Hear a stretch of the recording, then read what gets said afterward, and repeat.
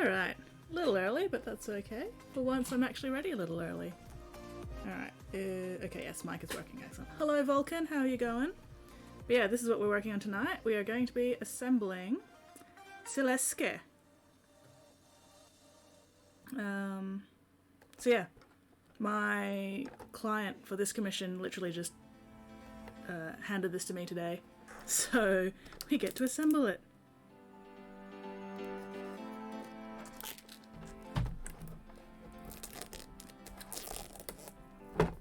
I feel like one of those, you know, fancy unboxing videos or something, except I'm not that, I want to say charismatic, but that's not quite right. Not exactly the word I'm looking for.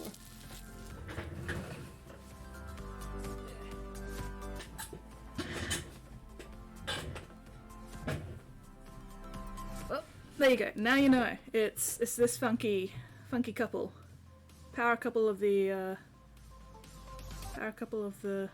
heresy or whatever. It's gonna be a pain in the ass to paint. I can tell you that right now. Maybe. I don't know. Maybe. I guess it depends on how much I want to sub-assembly it or not.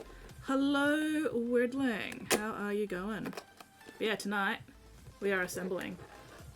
Yes, Slaaneshi cult demon thing.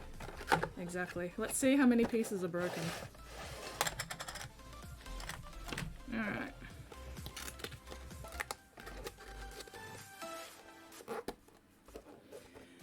God, I really need to clean up my desk. Fuck. Oh well. You can stay over there. Stay. Okay, let's see if there's any variations. If there are variations, we're going to be in trouble.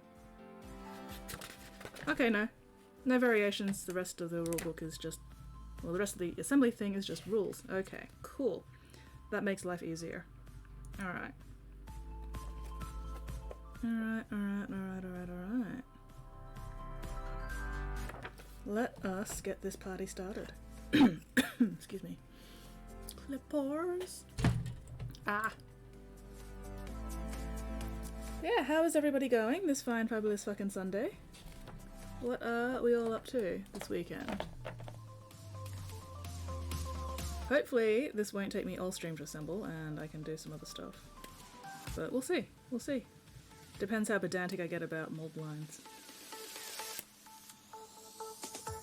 Alright, let's make sure I don't cut off the connecting tab. That would be nice.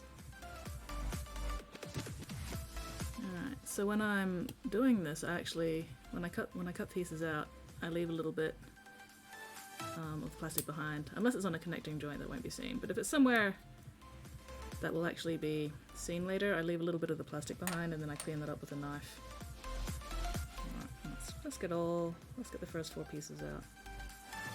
We can glue all the main body together. 1, 2, 3, and 4. Here we go.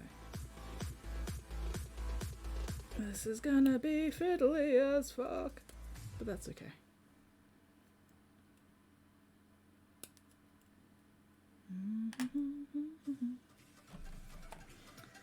It's a squid! Hello squid, how you going?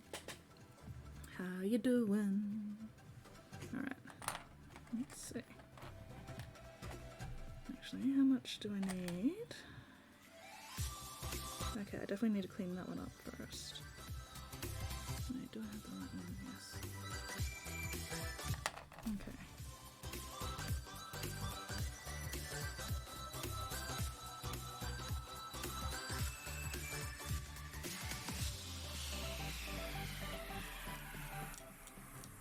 Oh.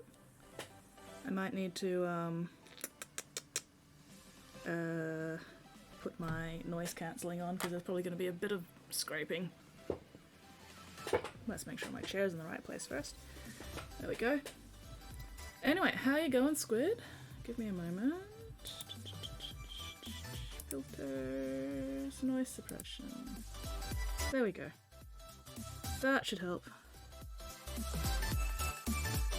should help cancel out any scraping noises.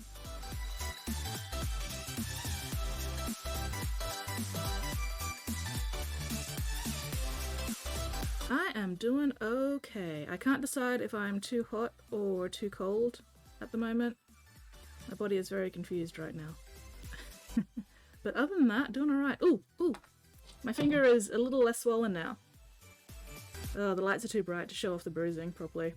But it's a little bit yellow down here, and a little bit yellow up here, and then... It's almost starting to look normal again. Almost. Like, you can still see the bruising, but the swelling's definitely gone down. So... Where's my focus point? All the way up here. Oh, bugger.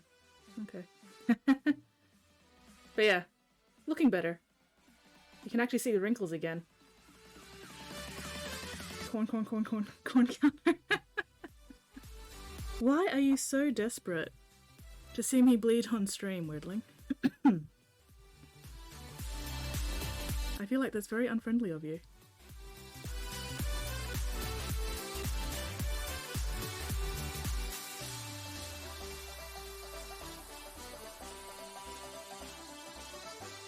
Blood with a blood guard, skulls with a skull throne!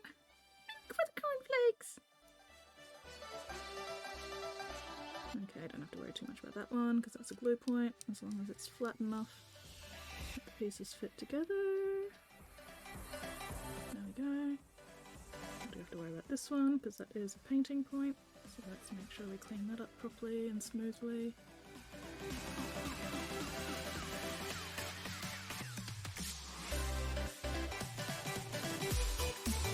I like this music, it's nice and boppy.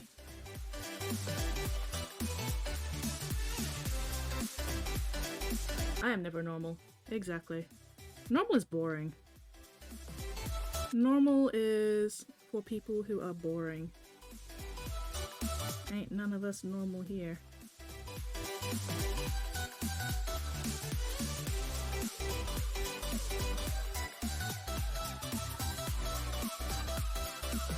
Today is the last day of Camp Nano. I am very sad. But at the same time, I am proud of myself. Because I hit my Camp Nano target of 45,000 words. I actually hit that a few days ago. So I was sort of semi-trying to get to 50,000 words by the end of tonight. I'm currently at 49,028 words. So not quite 1,000 words off. But I've had it pointed out to me that technically Camp Nano doesn't end until the 31st has ended for all time zones. So we'll see if I can manage to crank out another 1,000 words before I actually go to sleep later tonight. But even if I don't, you know, I'm still pretty pleased with my progress. I got my story mostly finished. Apart from edits. And I'm not worrying about editing at this point because, you know, the point of Camp Nano is just to get the words out. So I've been writing more words on other stuff. Oh, paint pot. Why would you do a paint pot check when I haven't actually opened any paint pots to stream? Although I am checking just in case I forgot to close any last stream because we haven't had a paint pot check for a while, but no. Blood with the blood cards. But no, I haven't left any paint pots open, so thank you very much for the paint pot check. I'm gonna breathe and hydrate. Whew. Hello, I am a normal person. That is a blatant lie. Ow. Regrets. Do not be weird, Meanling. Yeah, Meanling, don't be weird. Blood, blood. I really should put those up for bits instead of just channel points. Do they even use channel points? I don't know. I'll have to double check. I know line of sight is free, but you know, that's because that's an actual utility one. So anyway, what I'm doing right now is sort of Sometimes the casting leaves little bits of plastic sort of connecting two areas, and I'm just carving that out to make it look a bit better, even though probably nobody's ever going to notice, but I enjoy doing it. It means I don't have to worry about faking it quite as much when I'm painting it to hide the fact that there's material there that shouldn't be there. And I like carving.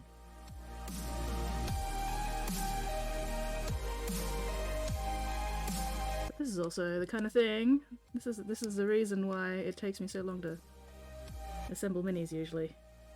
Because I've got to clean up all the mold lines and all sorts of other things.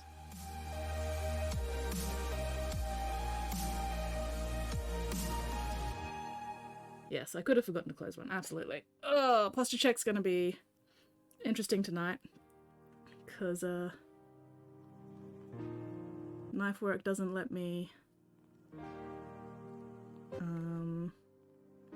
maintain posture as well as I would otherwise like. But we'll see, we'll see. I definitely do at least need to straighten up every now and then. Ugh.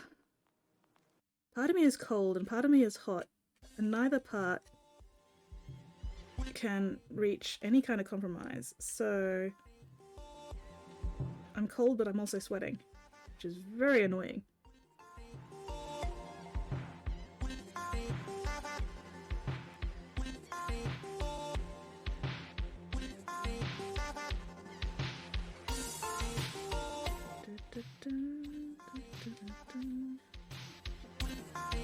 Anyway, what was I talking about? Writing. I think that's what I was talking about. Except now I can't think of anything else to say about the writing. Oh well. Anyway, what have people been up to this weekend? Regale me with tales of your exploits. Let me know what y'all been doing.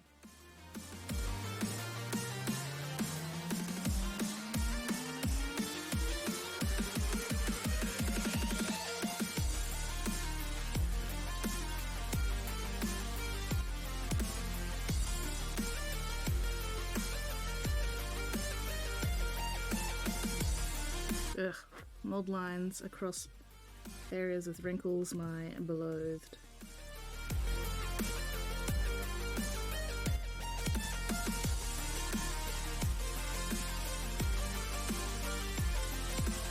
Alright, I think that's that one.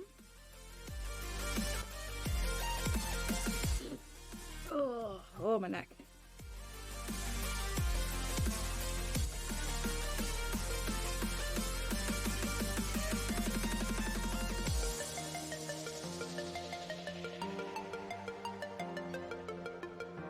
This one looks like I won't have to worry too much about the mold lines on it. Had a migraine half yesterday. Oh damn. That absolutely counts as doing something. That counts as suffering needlessly. Well, I'm glad that hopefully your migraine is better today, demon. And I hope you don't get any more anytime soon. Thank you very much for feeding Mixie. Mixie appreciates the tacos. Taco, taco, taco! Yeah! Taco. Feel better? Excellent. Excellent.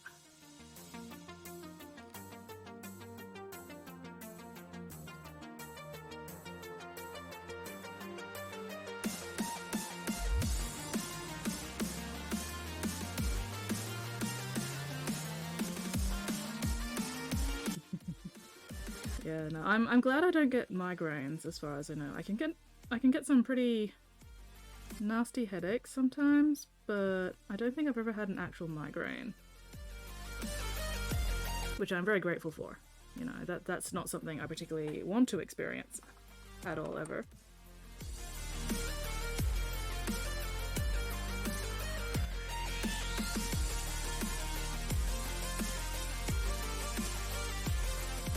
When you get little bits of white plastic like that, it just means the plastic's stretched and torn rather than being cut cleanly. So I like to smooth that all out until I don't have any white plastic left, and that way I know it's nice and smooth and not torn or stretched or divoted or anything.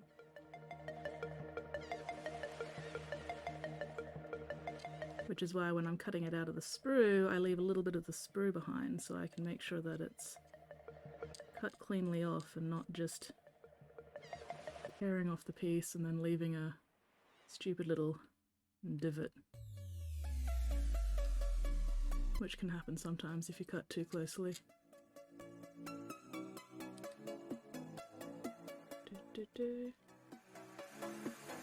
Nasty. Migraines are like nasty headaches plus free DLC, except this is the kind of DLC you really don't want. Yeah, I am also very glad that I did not get migraines.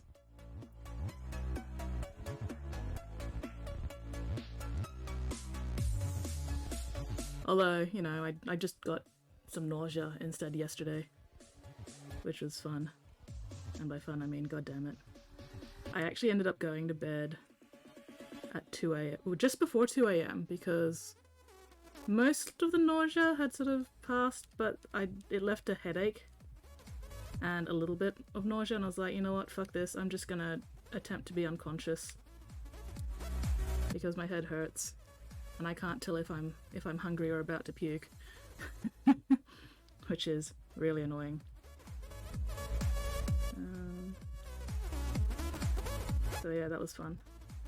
And I'm pretty sure that bout of nausea was actually caused by the Voltaren that I was using for my finger, because apparently one of the side effects of Voltaren can be nausea and headaches.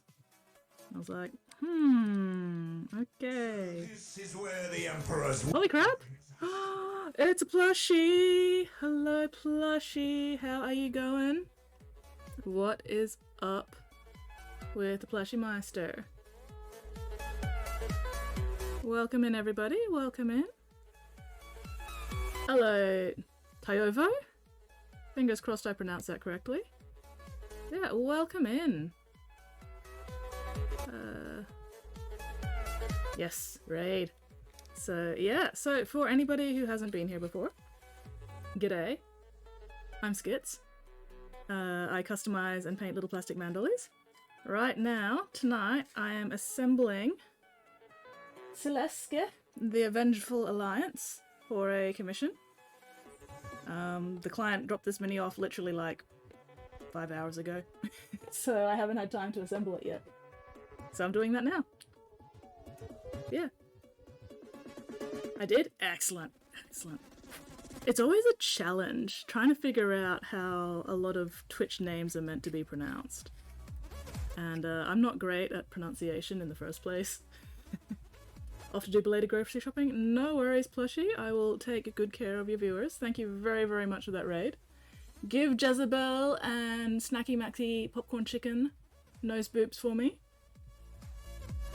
I will absolutely keep your beans safe, plushie. You know I treasure your beans. Plush forced us to raid you. She is. Plushie is a bully. Oh, Jezebel. Sorry. It's been a bit. Yay! Yes, give them all the love. And buy yourself something nice. A jar of Nutella or something. Oh, it's not Jezebel? I did say earlier I'm really bad at pronunciation. So.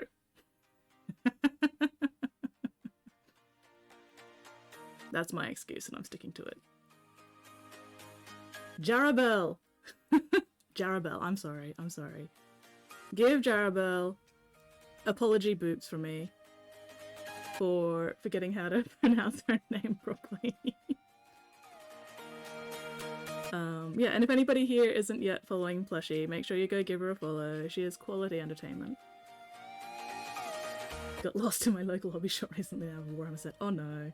That is definitely one of the dangers of hobby shops. You go in, you know, just wanting to have a bit of a look around or grab maybe a single paint, and you walk out going, how did I end up with so much stuff? When am I going to find the time to deal with all this stuff? First one, oh nice.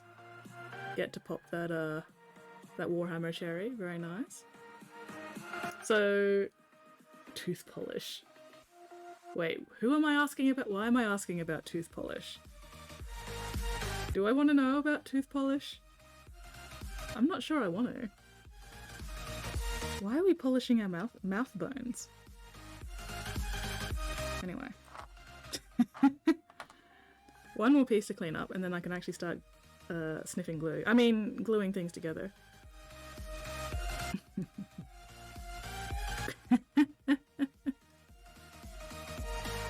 Well, I feel like Plushie has escaped for now to go get her belated groceries. So you might have to remind me later if and when Plushie makes a return to ask her about tooth polish. But anyway, what was Plushie working on during stream today?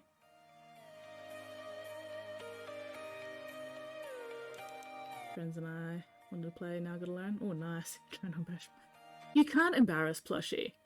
Plushie is incapable of being embarrassed. If you've hung around Plushie's streams long enough, you should know this.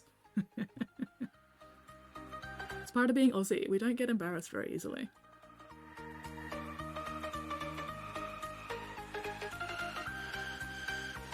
We just, you know, hang around and go, I ain't here to fuck spiders, mate.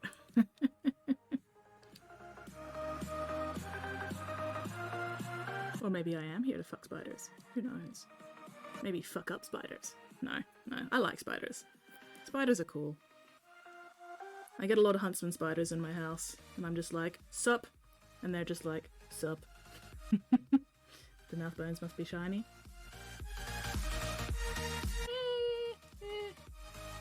I think my mouth bones are pretty shiny. They're not straight, but they're shiny. Then again, there's nothing straight about me, so...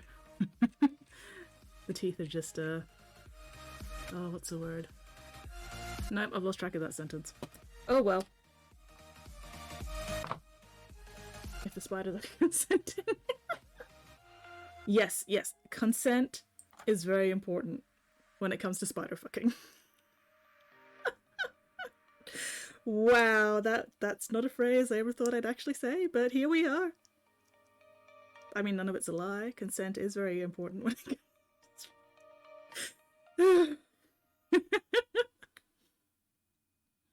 Don't care what she paints, watch her for amazing company. That is entirely fair and valid.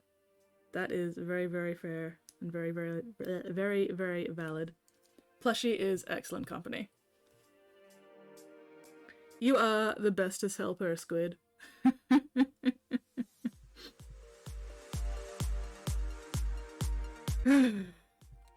I have the best viewers.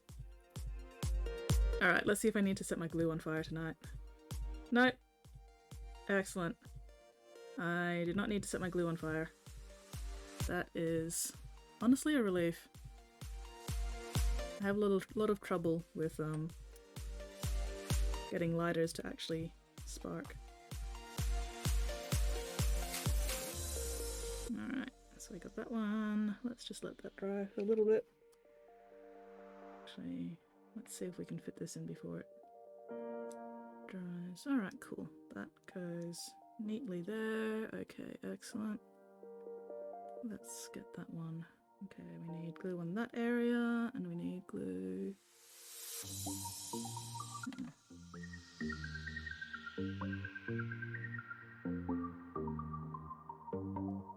Actually, let's just...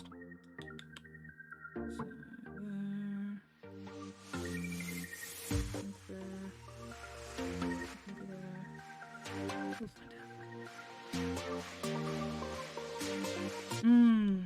Oh, I love the smell of this plastic glue.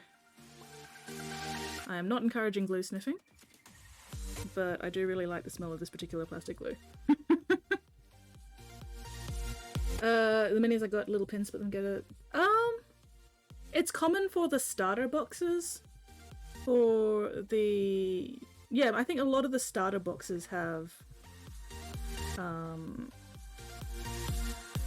push fit minis. The ones with the pins that go in holes, those are called push fit because you can just, you know, push the pieces together to make them fit, oddly enough. So... do I have any push fit? Probably. Somewhere. Don't know if I've got any immediately to hand, but I do definitely have a bunch of minis that are push fit. Sometimes with push fit minis, they don't really push together, or they're a bit too tight, so sometimes it can help to sort of like trim down the pegs so that they go a little bit more easily in the holes, because otherwise if you try to put them together and the pegs are too tight, you end up with a gap because you just can't quite push them together enough to close up the gap. So sometimes it helps just trim the pegs down a little bit. Yeah, it's to make it easier for beginners, you know, so you don't have to immediately fork out on glue and everything else. But yeah, if you are finding that, you know, stuff's not fitting together quite snugly, yeah, try just, you know, use a knife. Like, let's say this is, you know, one of the pegs. Just sort of use a knife and try to scrape away from yourself.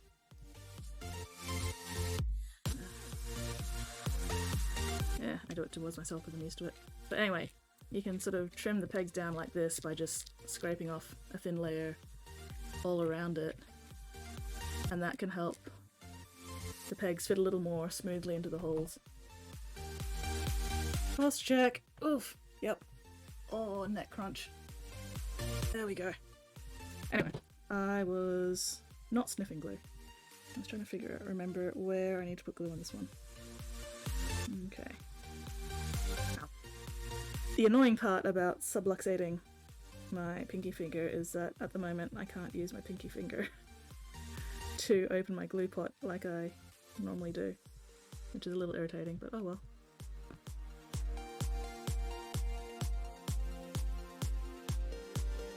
Alright. So we'll let that dry while I clean up the next set of pieces. Good to know.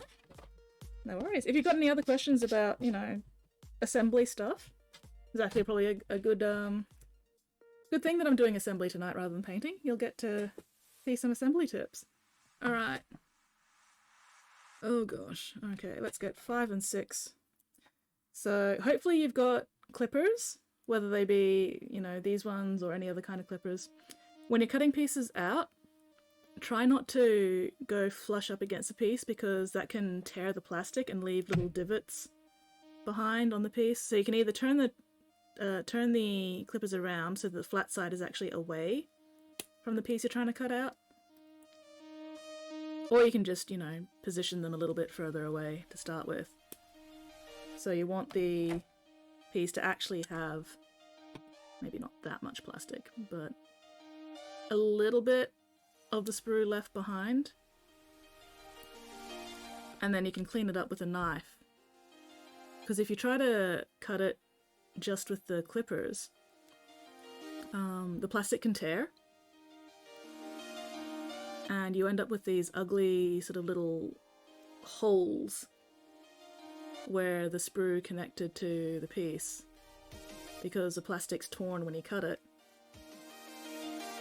and it's taken away a chunk out of the area. Whereas if you leave a little bit behind and then use a knife to clean it up, you end up with a much nicer, smooth surface, and you don't have to worry about nasty holes in areas that should be smooth.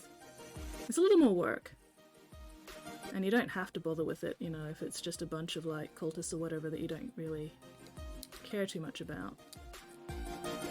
But if it's like, say, a space marine pauldron, sometimes they have the fucking sprue right in the middle of the pauldron shoulder, and having a big fucking divot hole in that's really bloody annoying.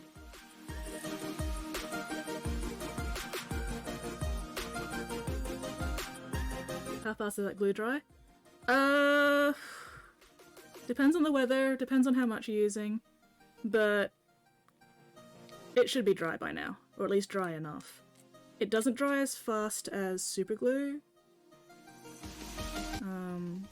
because the plastic glue I use literally melts the plastic and melts the two pieces together.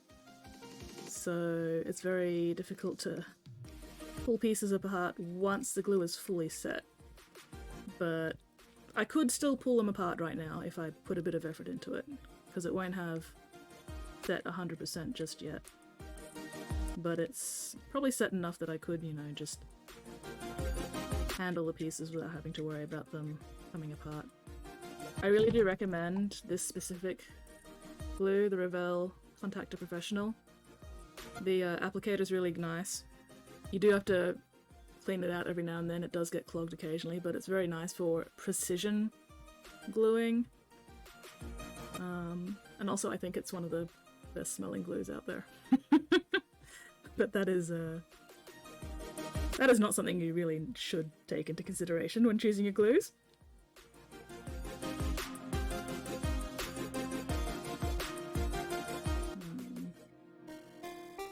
Also, what I'm doing now is I'm cleaning off the mold lines left behind by the casting. You don't have to worry about every single mold line, but if you've got a mold line down, say, the middle of a nice smooth muscle like this one, you really don't want to leave it there, because when you paint it, that mold line, if you leave it, is going to catch all the paint and you'll have this very visible dark line down an area that should be smooth. And I personally just cannot stand that when I'm painting, so I'm very pedantic about cleaning up mold lines. Okay, so that was piece 5, I need piece 6. Oh, drifted off camera, damn it. Yeah, don't want to ruin a $200 box set. Yeah, exactly. Used to do 3D printed minis. Well, if you're used to 3D printed minis, you should be used to cleaning up, like, mold lines and stuff. Maybe. Is that? Nope, that's piece number 9. I want piece number 6. 5 was there. Where's 6? 18, 11. That's 9. That's 8. There we go. 6. Here we go. So... hang on. So I'll demonstrate what I mean when I talk about the plastic tearing. So say I just... hang on. Let's go here. So if I cut it nice and flush with that surface, see how it's all sort of... it's gone all white? That's because the plastic's torn rather than cut smoothly. So if you end up with white areas like that, yeah, that's because plastic's torn.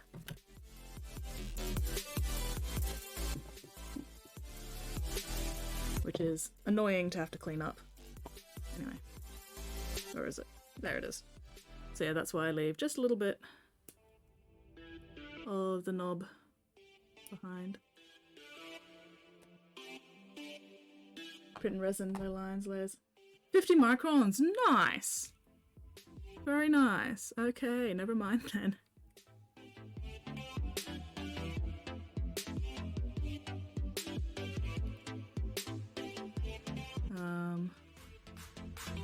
But yeah, I do like 40k mini. Oh, not 40k. Well, 40k. I mean, Games Workshop, Citadel minis in general, not just 40k, but you know, Age of Sigmar or whatever.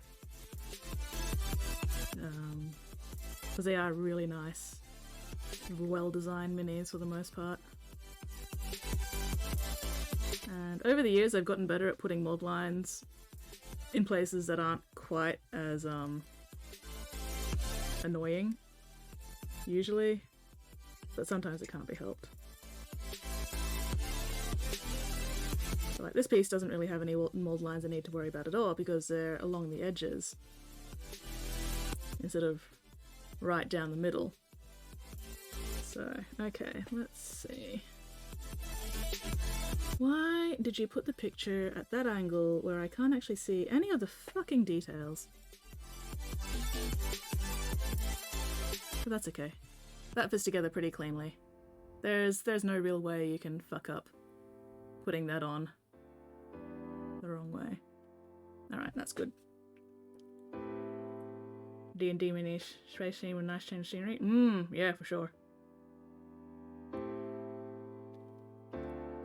the majority of the minis I work on are usually Games Workshop minis. So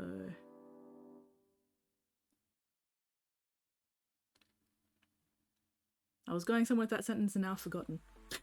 Oh well, anyway. Alright, so we've got that one. 5 and 6. And that.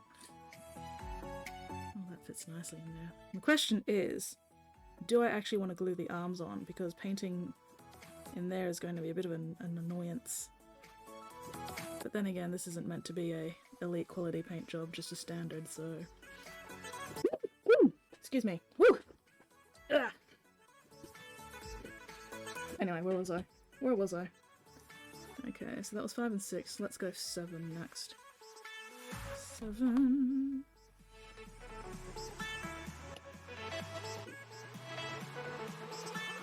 Oy.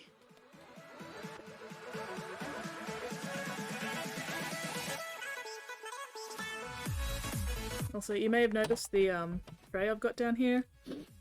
It's just some random, I don't know, drinks tray or something that I got because it's perforated and it's only about maybe 2 centimeters tall. And I made a cardboard box to go underneath this. So when I'm doing all this assembly stuff, or when I'm carving plasticard or carving milliput or whatever, or sanding and everything, all the little bits and pieces just go down the holes and end up in the box underneath, and I don't have to be constantly like cleaning crap off my work desk, which is very convenient, especially when I'm doing so much of this kind of work. One day, the box underneath this tray will be full and I'll have to empty it. But that's not going to happen for many, many years, so...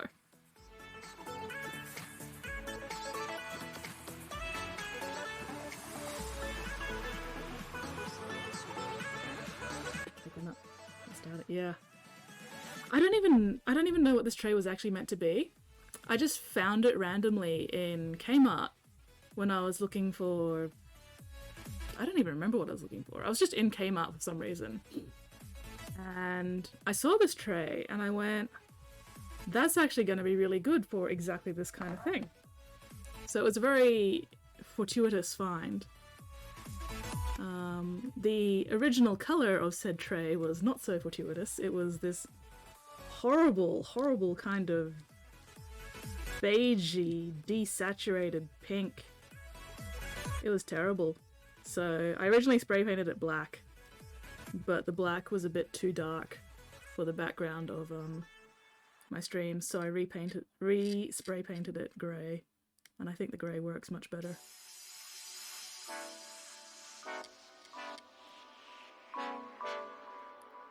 It's a little less distracting as well, because when it was black you could still see the white of the cardboard box through the holes, and it was very distracting.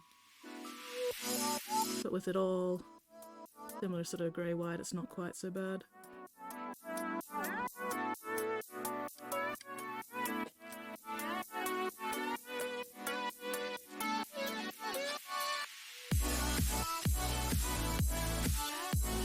Do we use the sprues? I do tend to keep the sprues. I don't do sprue goo very much. I don't think I've actually done much sprue goo, but I do use the sprues to make custom bases and stuff. So give me a minute. Let me grab one.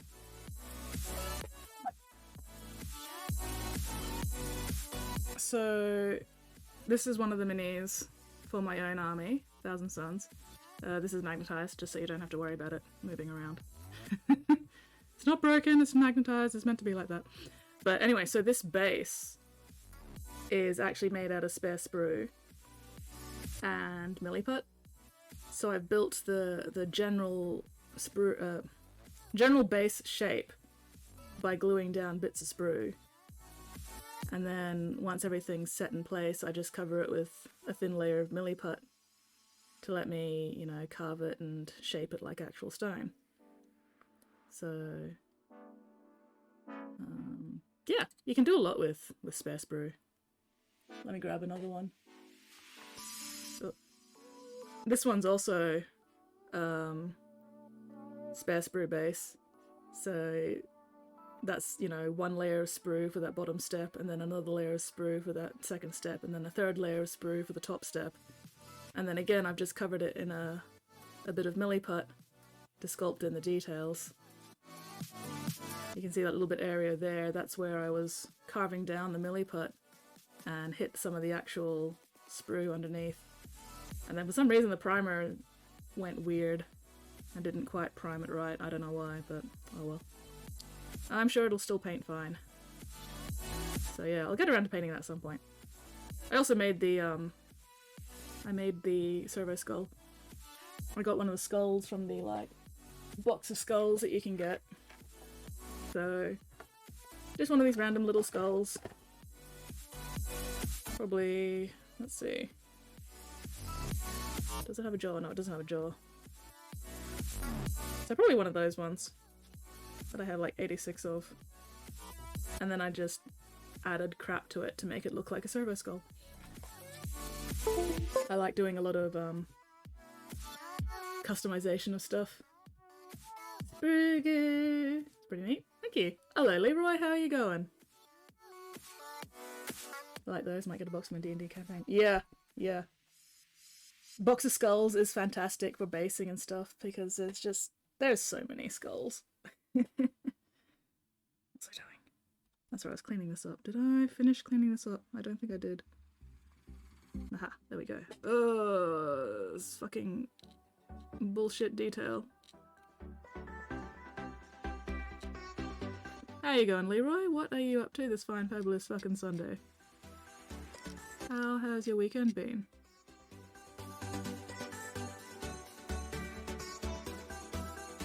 Yeah. Really clean up.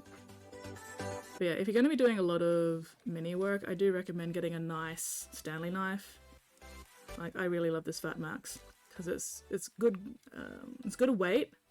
It's got a good grip, even though the grip's sort of disintegrating because I've had this knife for a very long time. But you know, if you're going to be using a knife a lot, you might as well get a semi-decent one and not one of the really shitty, cheap, skinny ones that, you know, break easily. Okay.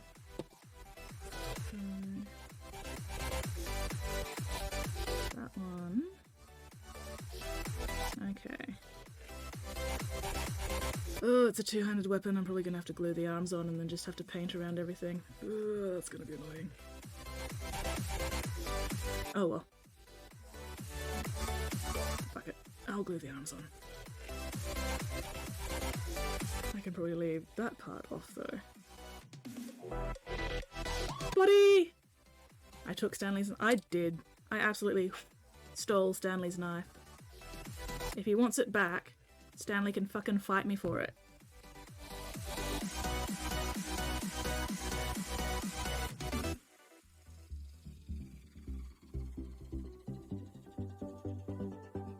But yeah, how are you going, Spots? What are you up to this fine, fabulous fucking Sunday? It's not Monday. Hackathon! Hello, Hackathon! Oh gosh, chat is actually moving. D&D party messing around, cleaning mud off things. Character found a valve that has been used since the informal party at fight for 5 minutes ago. This. Oh no. Oh no. Is the valve going to make things worse? Is that what's going to happen here? I have a feeling that's what's going to happen here. Alright, what have I missed in chat? Made my hobby knife and that's not going to break. That's fair. That's fair. As long as you can also sharpen said hobby knife, because nothing's worse than... Oh, just playing some video games? Excellent. Than a dull knife in hobbying. A dull knife is a dangerous knife. Alright, let's get number 8. And then glue that on so I don't get it confused with number 9. There it is.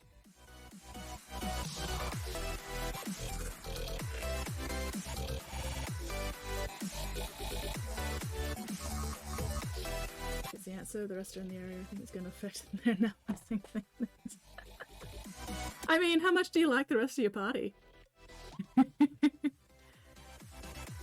How much of a gremlin do you want to be?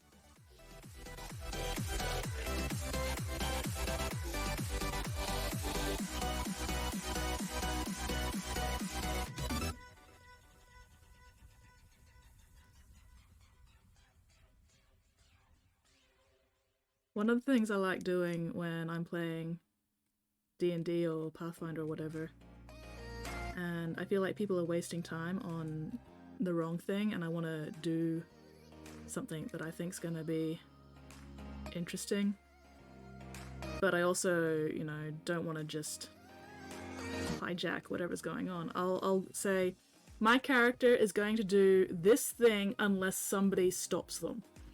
And that gives the rest of the party the heads up that A, I want to do this thing, B, I'm giving them the choice on whether or not they try to stop my character from doing the thing. And it works surprisingly well.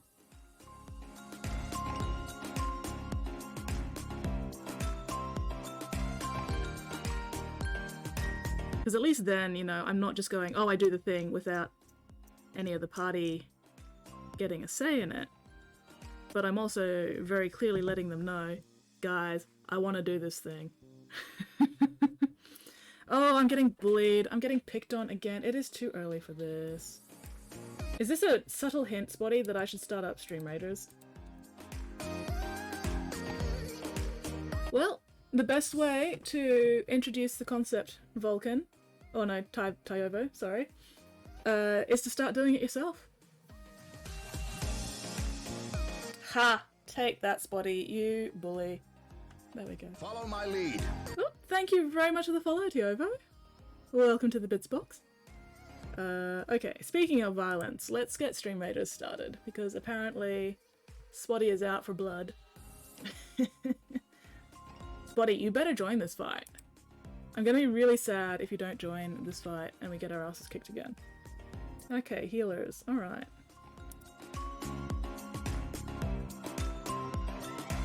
I can definitely put down a healer.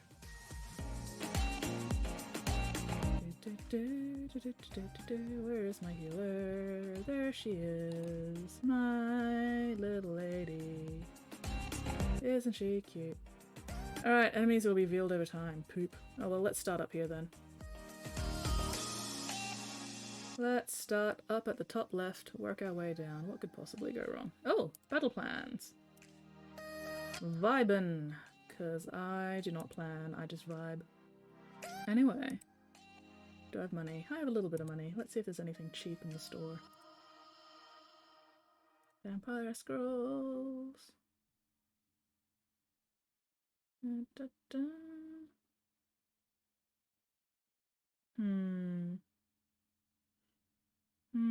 Nah, that'll do. Alright. Yes. You know you want to get up, Spotty, and join us in violence. You know you do. Okay, so that's that way. 8 has... Okay, that way. So where does this go? This is... Alright, it's around the collar of the neck. Okay, so...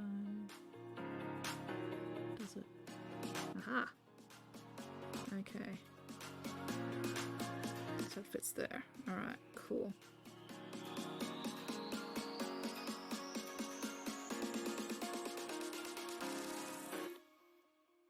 I just like to double check the fit of everything before I even think about putting glue on. Saves me a lot of hassle in the long run.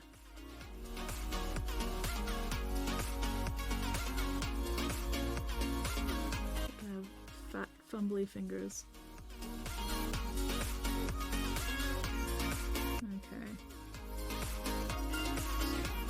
Alright, cool.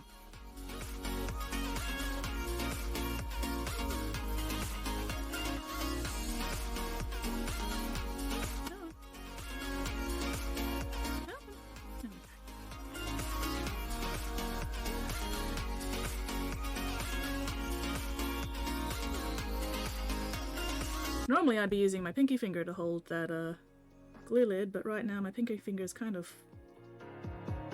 fucked. Because I subluxated the joint Wednesday night during netball, which was super fun. But it's getting better. Getting better. Almost. Swelling's almost down. Alright, we'll let that one dry while I get the other half. Hello, why? How are you going? What is up? Yeah. I think I've been talking too loudly. My throat's starting to hurt already. And we're not even an hour into the stream yet. I think that holds some chocolate.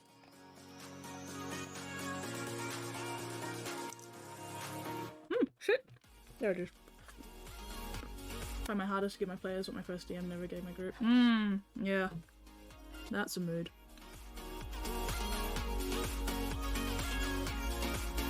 I'm really lucky that for the most part, I think all my DMs apart from one have been very good. I've only had one not so good DM. So I've been very lucky in that regard.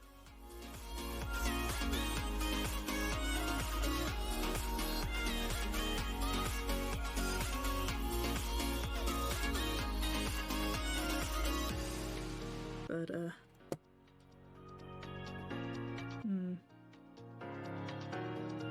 okay, cool. That fits on very nicely. One of the other things I like to do when I'm assembling minis like this is, instead of putting the glue on the little piece that I might, you know, hit other areas with while I'm trying to put it into place and get glue all everywhere, I'll only put the glue on the area where I'm less likely to make it a mess.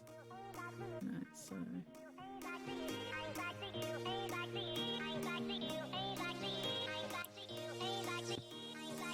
that way, even if I fumble around with this one a bit while I'm trying to get into position, I'm not going to leave gobs of glue all everywhere.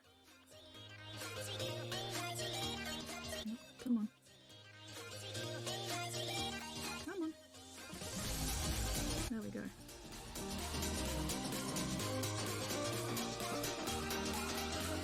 Alright, let that dry. Are you going to stand up? Yes, here we go. Okay, so that was 6, 7, 8, and 9. We need 10 and 11 now. Okay, so 10 is the head. Whoop! Oh, camera again. Oh no!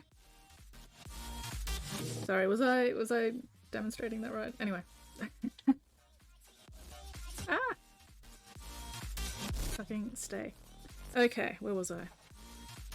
Look at this lovely, gorgeous head. That's only going to have one little bit of plastic for me to clean off.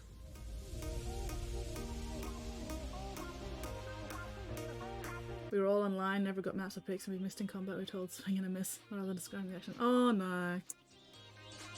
Yeah, it is a bit harder online, I think. Especially if the DM's not as experienced. But yeah, it is a bit annoying when you're just told to swing and a miss. Although at the same time, sometimes it's nice to just be told, yeah, you missed, rather than have your very, very embarrassingly incompetent fuck-up described in loving, horrible detail. Because yeah, sometimes you just miss, and that's okay. Other times, you roll a 1 for perception, accidentally look into the sun, and then fall off the roof and land in a cabbage patch.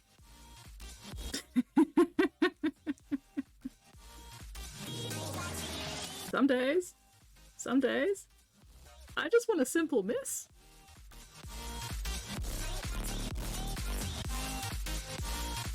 To be fair, that was a natural 1 for perception. And actually, that particular character rolled so many natural 1s for perception that by that point it was actually a bit of a joke that whenever she rolled a nat 1 for perception, it was because she just accidentally looked into the sun. Again. Make sure to describe every painful detail of a nat 1. Yeah, that's fair. That's fair. Nat 1s deserve that kind of love, but if it's just a simple miss, then, you know, you don't need to go into excruciating detail about that. Hello. It also depends on the type of character and the type of game. Like, I was playing a Space Marine in one of the Space Marine roleplay games once. And, you know, Space Marines are supposed to be super competent and everything, you know, they've been training for millennia, blah, blah, blah, blah, blah. And we were fighting orcs, and my Space Marine threw a grenade and managed to actually fail the grenade throwing roll. And, you know, that could have had the potential to be, you know, really fucking embarrassing in a not fun way. In a how could your, you know, super competent Space Marine fuck up so badly kind of not fun way. But my GM was really good about it. The way he described that particular fail was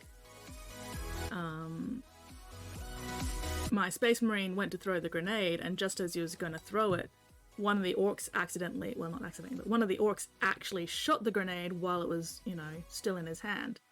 And that way, still had the same effect of a fail, but it wasn't because my character, you know, somehow managed to fuck up being a Space Marine.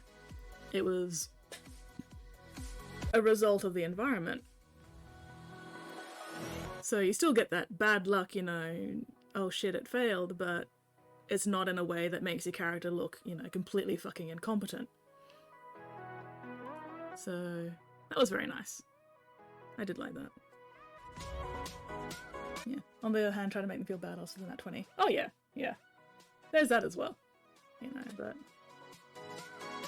at the end of the day, the game's meant to be fun.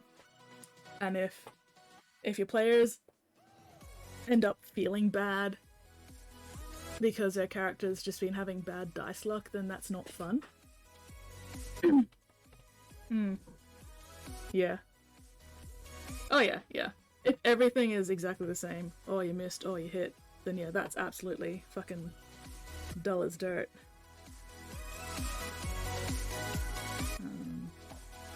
Yeah.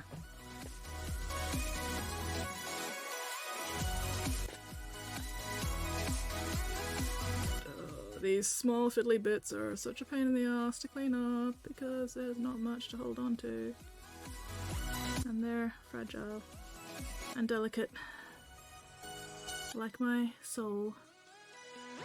So fragile. So delicate. Like my self-esteem.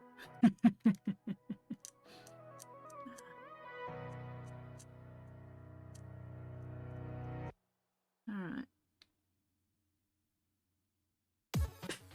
Don't need a critical role level of detail. At least like to be told he stabbed the orc with sword and yells something. Yeah, yeah, for sure.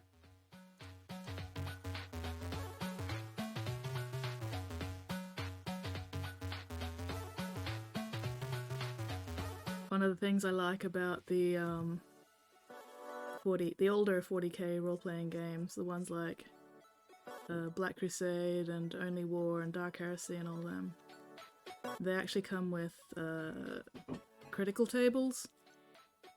So the way health works is, you know, you've got your health and then you hit 0, and then once you get below 0 you start getting critical effects. And the critical table has things like, okay, crit 1 explosive, and it'll describe what exactly that particular crit effect was. So, and there's different tables for explosive damage, rending damage, energy damage, and maybe impact damage as well, I think. So, you know, a crit 5 on the impact damage table might be your character's had an arm broken and now can no longer use that arm. So that was a good way to get, you know, that extra level of detail in without the GM having to come up with everything by themselves all the time.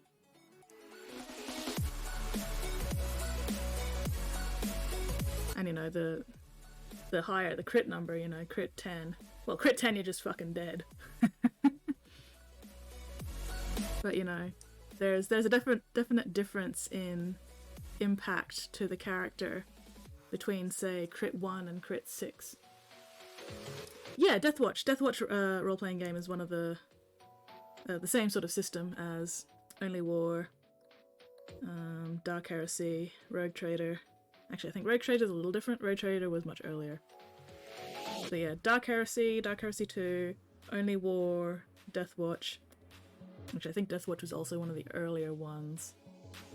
But anyway.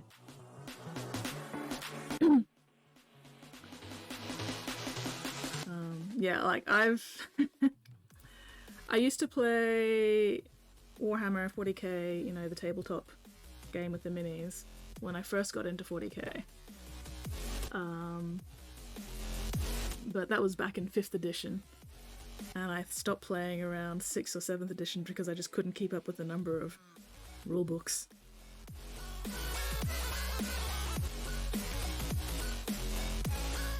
And the expense of the rulebooks. Okay.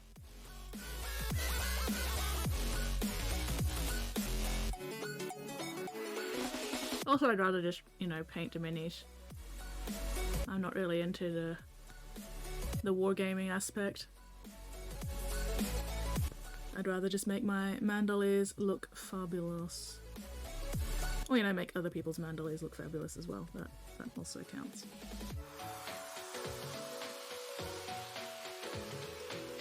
Alright. Let that try. Are you going to stand up or are you going to fall over? You're going to fall over. Let's lean you up against that. There we go. Oh, my back. Alright. 12. Heard 9th edition kind of bad. Made Harlequins too strong for me. Oh, don't listen to stuff like, oh, 9th edition is bad because it made this army too strong or this army too weak or whatever. That's just whiners whining.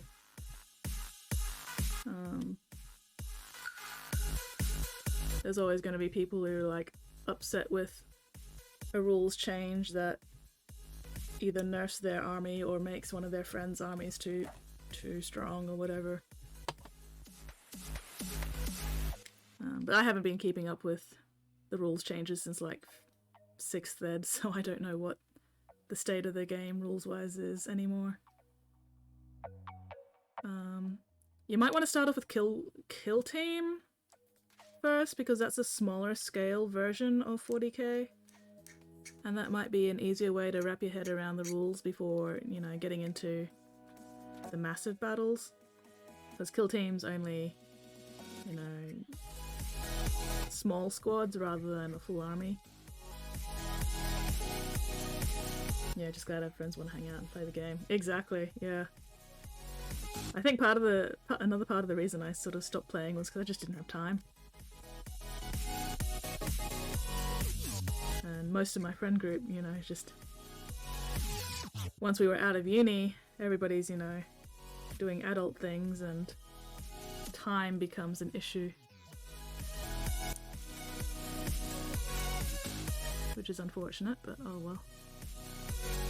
And now at least two separate partners of my friends group have just had babies. So there's pretty much nothing going on in my Meat Space friends group at the moment because they're dealing with newborn kids.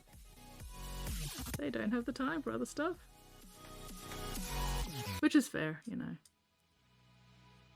Priorities and all that.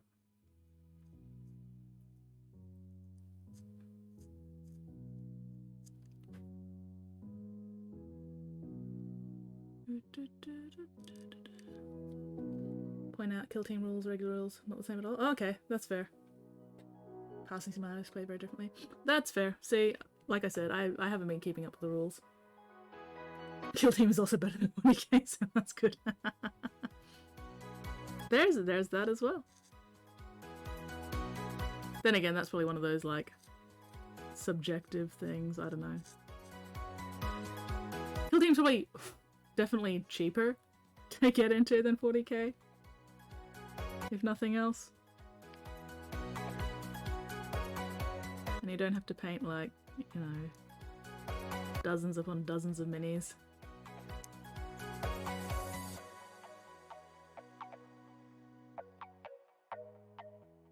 So kill team's also a good way to just test out a few different factions or color schemes or whatever, because you don't have to paint, you know, entire squads, multiple squads. same way. You can just go, oh, I'll just have, you know, 1 squad of this and 1 squad of that, and see what see what I enjoy painting more.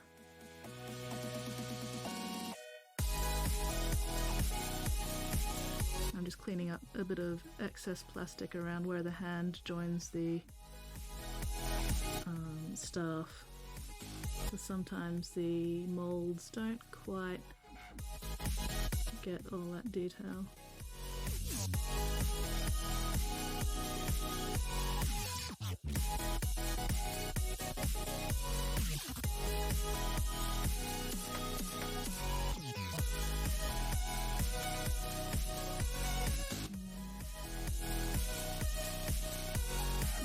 But yeah, when it comes to rules and stuff, listen to Weirdling. He knows more than I do. When it comes to painting, though, listen to me.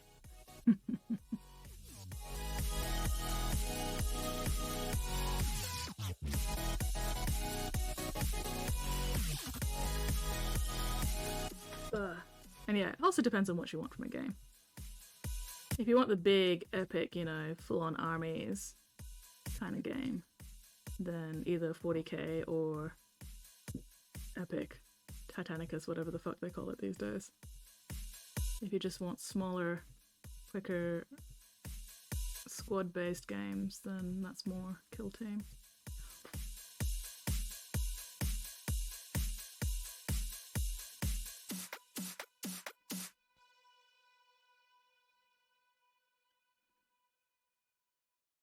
Sharp and pointy plastic bits.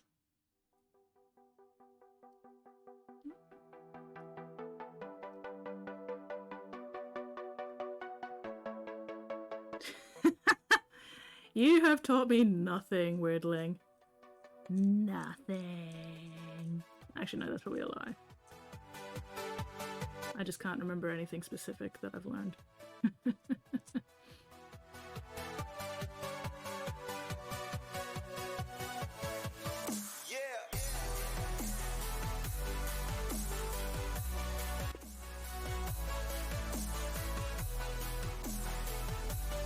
Focusing. Please stand by.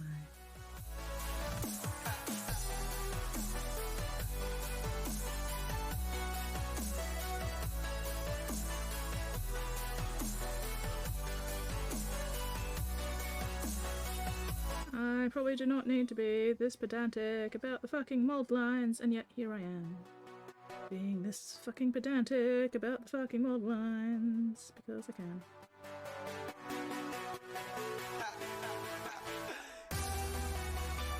Because if I can see the mold lines, then that means they'll be visible when I'm painting as well. And that is utterly unacceptable.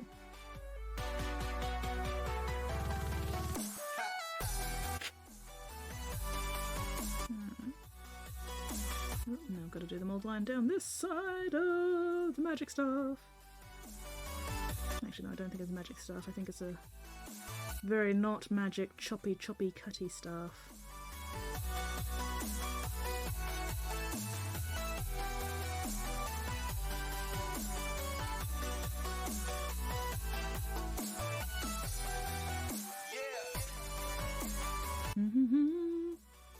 Something that contrast blew my mind.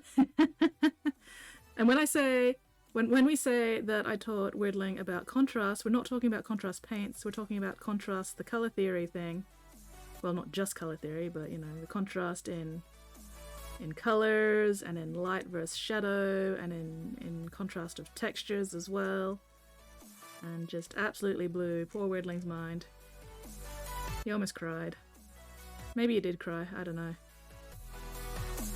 It definitely felt like there were tears involved. I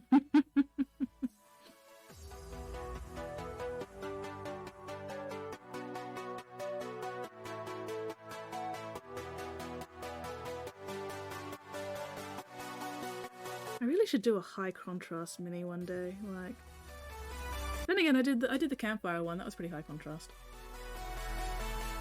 Still learning not to do. Well, hang out with us often enough, and no doubt you'll improve. I've got a Discord server if Discord's one of your things and you wanna hang out and post work in progress minis and get feedback and shit. It's not a super active Discord, but very chill, very relaxed.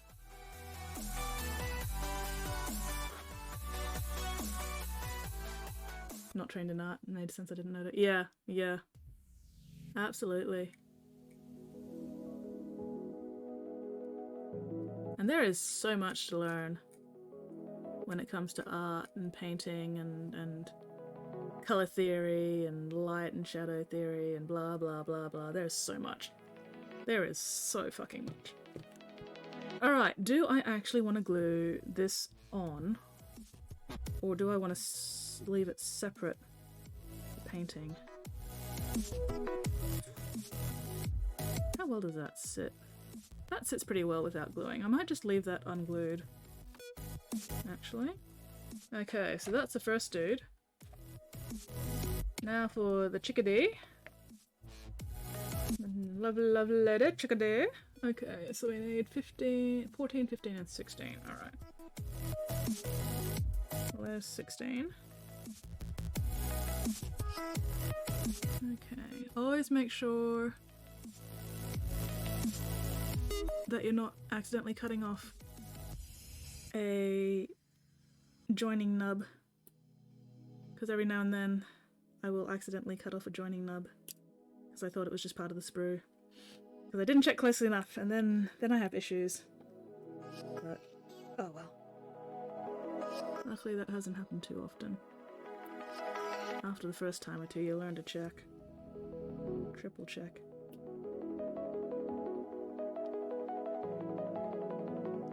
Don't make the same mistakes I have. There we go, alright.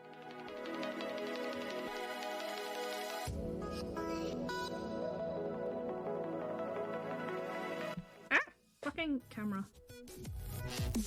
Oh, I really wish I had a better camera. Oh well, one day. One day when I, like, win the lottery or something. Okay. Ooh! You would think with the amount of minis I painted. Ow, ow, ow, ow.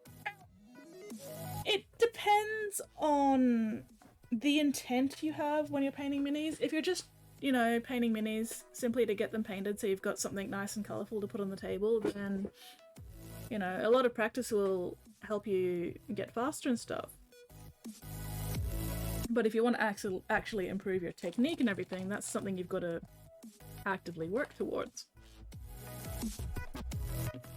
You know, you've got to, or rather, it helps to go in with the intent of, I want to improve this particular aspect of my painting for this mini, you know? Whether that be working on contrast, or working on, say, freehand, or whatever. Painting for the sake of painting is fantastic, you know? It's good, it's fun and enjoyable, but painting for the sake of... wait, no, I've worded that wrong. If you want to improve your painting, like seriously improve it, you've got to go into it with the intent of improving it. There's nothing wrong with going into, you know, your painting without that intent. And just the intent of, you know, getting shit finished. That is totally fine. Nothing wrong with that. But if you do actively want to improve, then you've got to, you know, be aiming for that.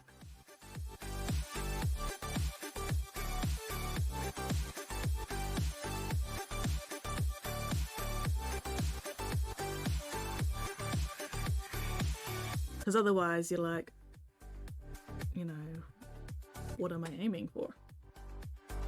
Try to paint the best smoothly, shading, highlighting, trying to make showroom quality. Nice, nice. And sometimes you just need, sorry, my brain is not braining properly. Sometimes you just need to see how other people do things differently. Because sometimes the way you're trying, you know, might not actually work for your particular style of painting. There's always more than one way to achieve a particular effect or whatever. My painting, I tend to do a lot of glazing because that's what I found works best for me. I don't like wet blending. I don't bother with wet palettes or anything.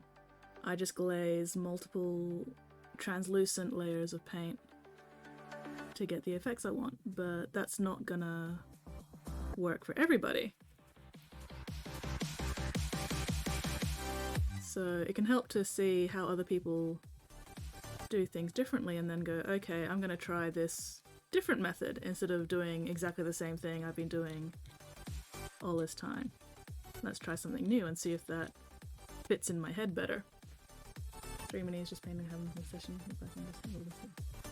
Yeah, that's definitely a mood. That is definitely a mood.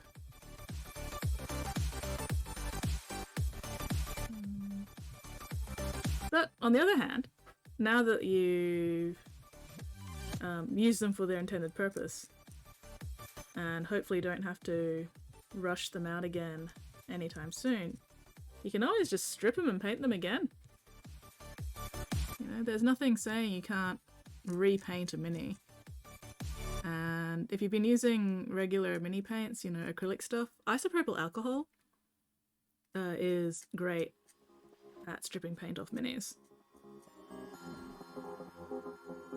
Like,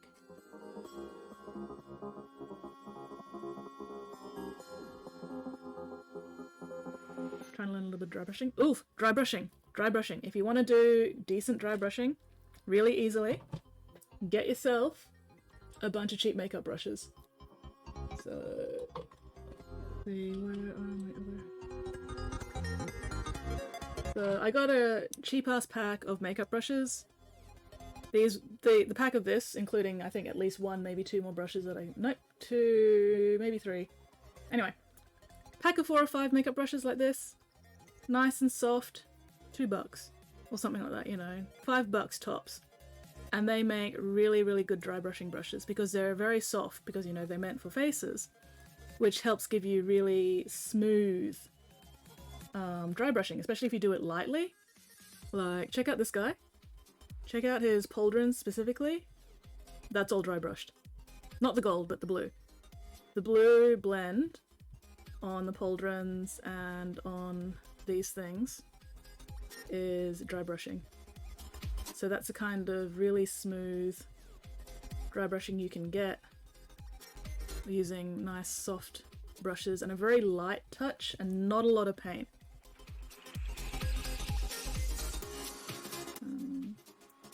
Because yeah, dry brushing can give you texture if you use a lot of paint and are really heavy with it and you get the really chunky kind of dry brushing, which is good for things like terrain and stuff. But if you want to get like nice smooth blends without chunky bits, then you just want really, really small amount of paint and then just gradually build up layers of dry brushing. Anyway, I heard achievement Portugal. Weirdling, that is no. Weirdling, don't be mean. Don't be weird, meanling. Anyway. Alright, okay, let's see if we can actually win this fight this time. Oh, well, we don't have as many enemies this time. Still not a lot of us. Let's see how we go. Fingers crossed. 21 versus 44. Okay, we're only outnumbered 2-ish to 1. There we go. We might have a chance. Maybe. Oof. Maybe.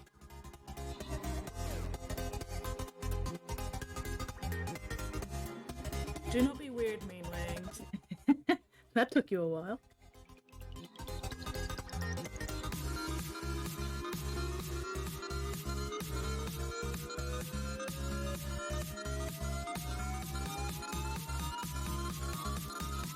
Oh, this could be close. Oh no, don't kill me. Don't kill me, no! Oh shit. We were so close, guys. We were so close. Run away, little saint. Run away. Ah. So close, yet so far. One more try. One more try. Most kills, Frypan. Most assists, Spotty. Frypan, Spotty, Squid, Gentleman, Willow, Weirdling, Leprest, and Skits. Oh well. Oh, come on. Laggy piece of crap. Keep playing. Come on. We are going to beat this fucking boss fight, I swear. I blame the lag. Yeah, that's fair. Okay, you know about those guys? Alright, cool.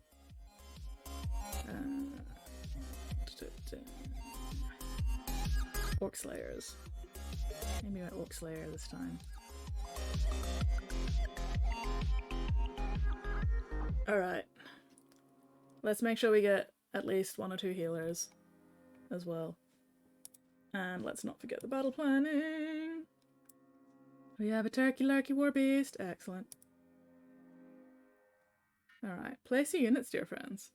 Place your units. We will win this fucking fight eventually.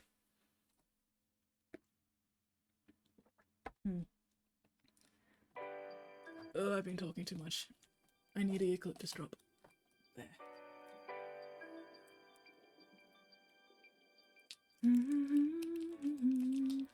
But, yeah, if you ever want me to, like, demonstrate, say, dry brushing or whatever, Tiovo, let me know, and I can show you what I mean when I'm talking about it.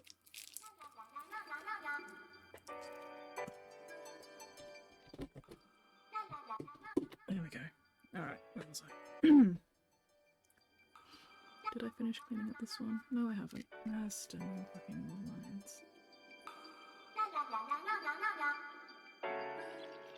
Really don't want mold lines on these areas that are meant to be nice, smooth skin.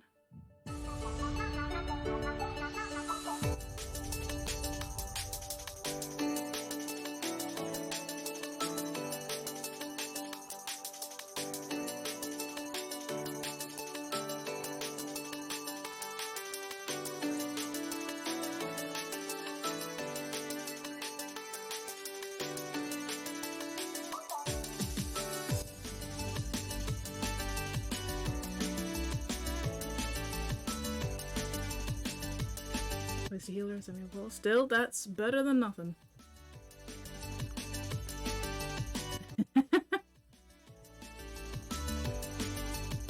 Yeah, no worries, Tiovo. Not a problem. Like I said, jump into the Discord if you haven't already. I haven't checked. And I'm always...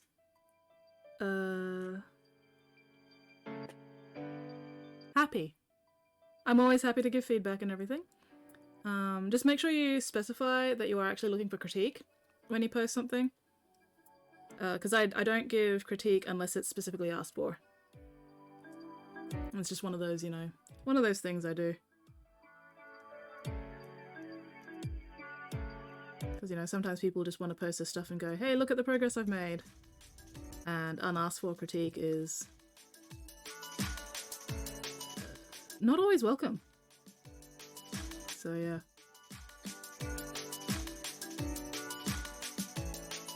Join and post first most renewed. Ooh, let's have a look then. Let's have a look.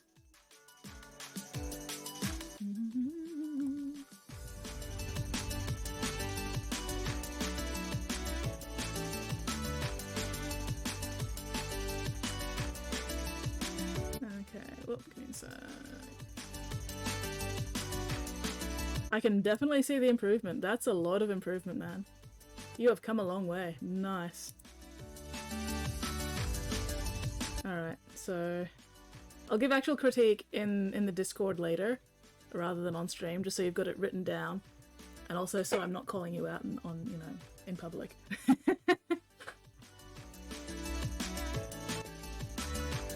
We all may die if the sacrifice gets is willing to make. Hey, hey, hey!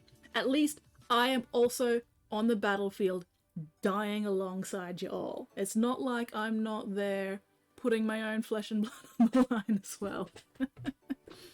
But yeah, no, you've definitely improved between your latest mini and your first mini Tiovo. I can absolutely see improvement. Oh, my back. My back. But yeah.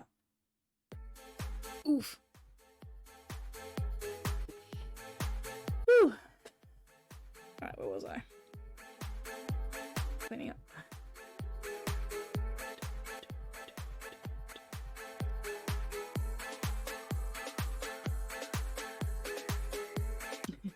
No worries, Tiovo, no worries. If you don't mind being called out, let's have a look. Let's have a look. I'll just show the latest mini because it does look pretty good actually. Alright. So here's Tiovo's latest mini. Very nice. I think my main, if I was gonna just pick one thing to critique about it, it'd be the fact that it's overall fairly dark and uniform. The teeth being a nice contrast is good. You know, so you've got that nice bright point around the teeth. But the rest of the mini is all sort of the same tone. So I can see we've done a little bit of highlighting on the green, but it's not quite bright enough to actually make it look like there's a difference, or there's a noticeable difference between the light areas and the shadowed areas.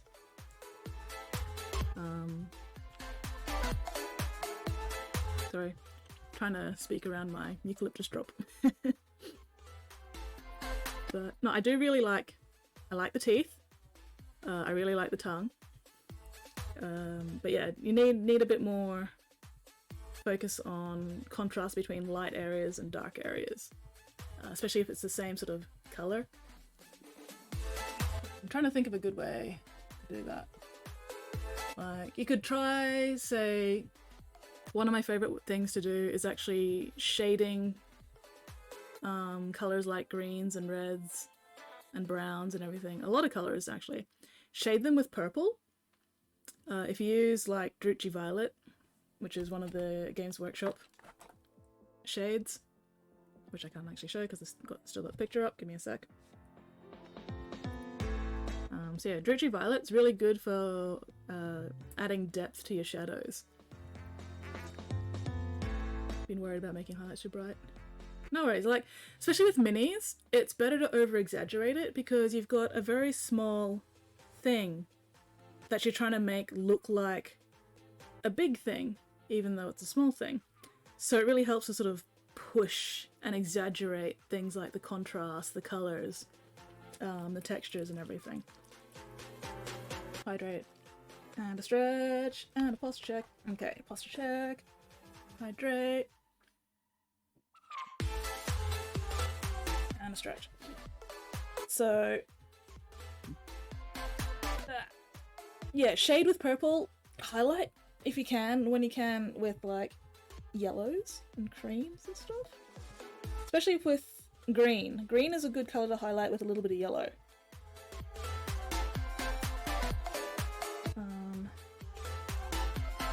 Let's see.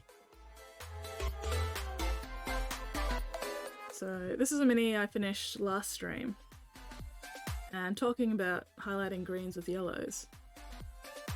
This is a bit of an extreme example because I did want to make the edges look actually yellow rather than just, you know, I'll highlight a green. But you can see how that sort of helps define the shape of the leaves a bit more. Notice my basing's kind of lame. Basing's one of those things where you can constantly work to improve on them. I love basing. Basing's good fun.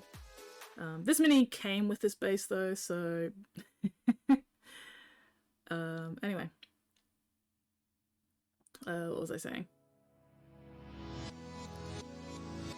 Yeah, just make the thing how you want. Don't be concerned about perfect gold and even little paint jobs. Exactly. But at the same time, you know, if you're trying to improve your skills, it never hurts to just push things a bit more. And you can always, if you take something too far with the highlighting, you can always bring it back down again by painting over it with your base color or whatever. Holy crap! Holy shit, it's a Tyrannic! 2 raids in one night. What is going on? And yeah, basing is a completely different thing from mini painting. Pretty much.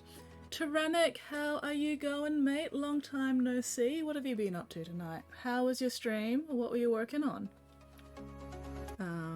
I was just showing off the mini Ripper Jackson that I finished last stream. This is not what I'm actually working on tonight, but I was showing it off anyway. Apparently I'm here now. Greetings from Tehran. Welcome in, Razkiel or Rezekiel. Either way, Raz. I'd like to eventually put something towards Golden Demon. That's fair, that's fair. Golden Demon is a fantastic goal to work towards. It has been a while, it has. And it looks like, oh, thank you! But yeah, tonight I'm actually assembling this fucker. These fuckers.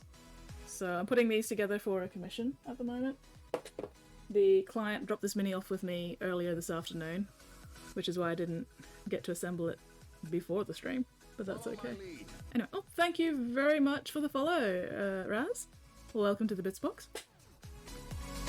Second one is pretty much there. Rezekiel? Cool. It's always fun trying to figure out how to pronounce Twitch names. Ooh, Space Wolf commission. Nice. Considering that it is a commission, I will not judge you too harshly, Tyrannic, for painting a Space Wolf. Yeah, and if anybody here isn't yet following Tyrannic, make sure you go give him a follow. He is a fantastic person, excellent painter, has some sweet-ass Tyranid minis. Not that you'd be able to guess from the name or anything. But yeah, what is up? Were you, Tyrannic, did you have any trouble with the heat wave recently? I mean, I'm assuming you survived it since you're, here.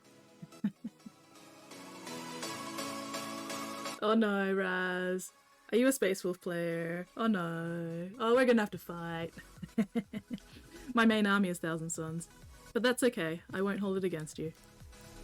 Much. Especially since I don't actually play the game anymore. But I still love my tragic muscle wizards. Play a bit of everything. That's fair.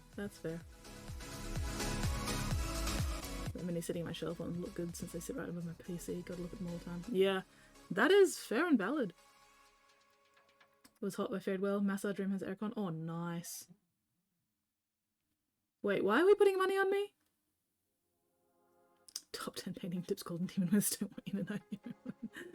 Wordling. Don't listen to Wordling, he is full of lies. And clickbait. Apparently. Basically finished with terrain I'm quite pleased with. Nice. Hell yeah, Tyrannic, you know I always want to see your pictures. Of your minis. Let's just clarify that there. Show us your little plastic man dollies.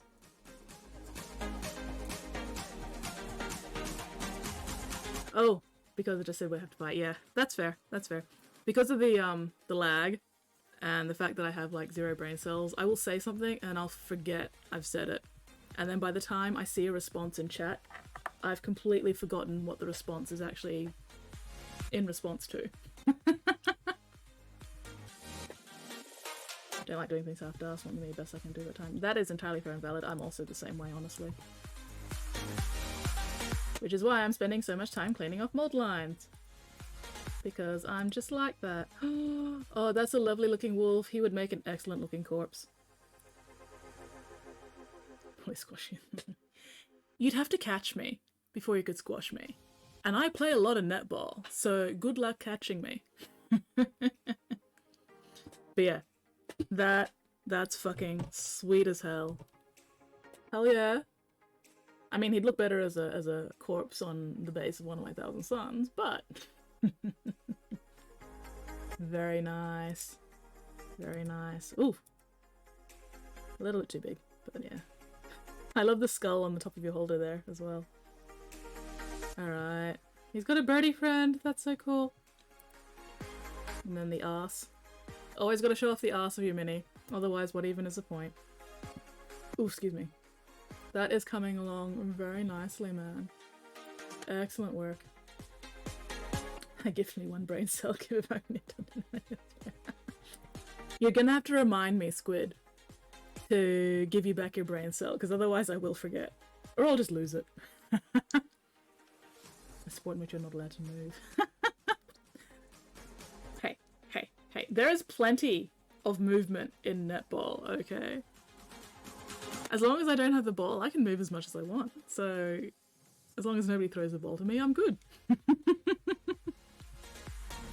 It also means that I am very nimble, because I've got to stop on a dime, and then, you know, change direction very quickly.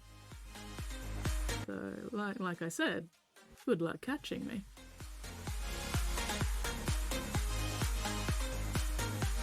Comes with a holder, nice.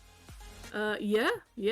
If you're showing off minis or whatever, this is a link-friendly stream as long as it doesn't breach terms of service, because I like my stream not being banned. First brain with the ball.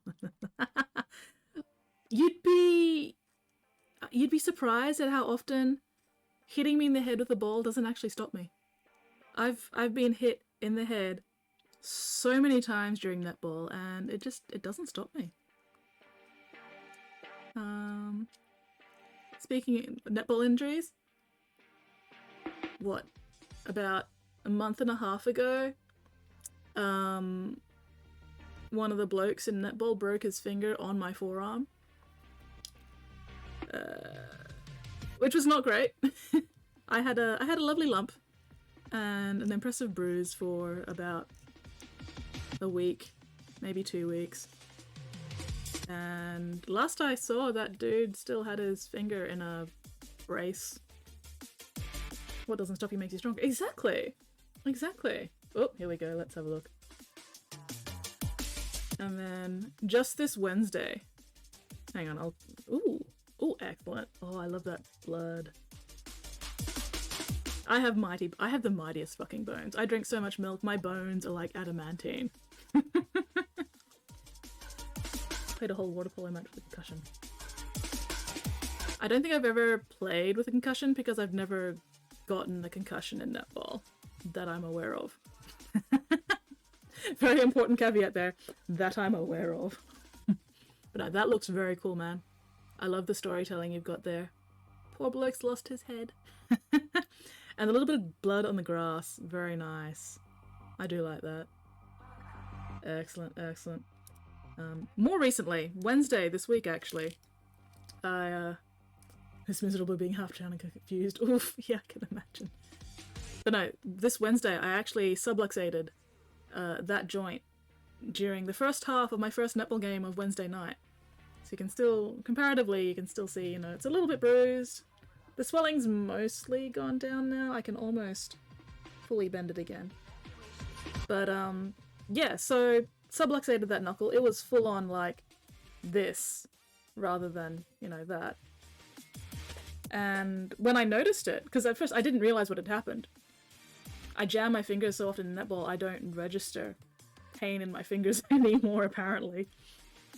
And the only reason I noticed was because I picked up the ball, and this hand I was like, why is there a dent in the ball?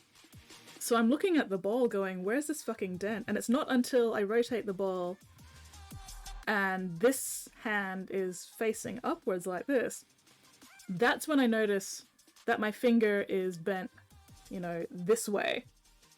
And I'm like, that shouldn't be like that, and just immediately popped it back into place and then kept playing. Yeah, subluxated, bent the wrong way. So not fully dislocated. If it was fully dislocated, I wouldn't have been able to pop it back into place like I did. But it was definitely like, this hand felt it and went, there's a dent in the ball. Didn't register to me that it was the dent in my finger. Burn my hands so much welding, don't feel anything, my fingertips. Oh no! Oh, that's inconvenient.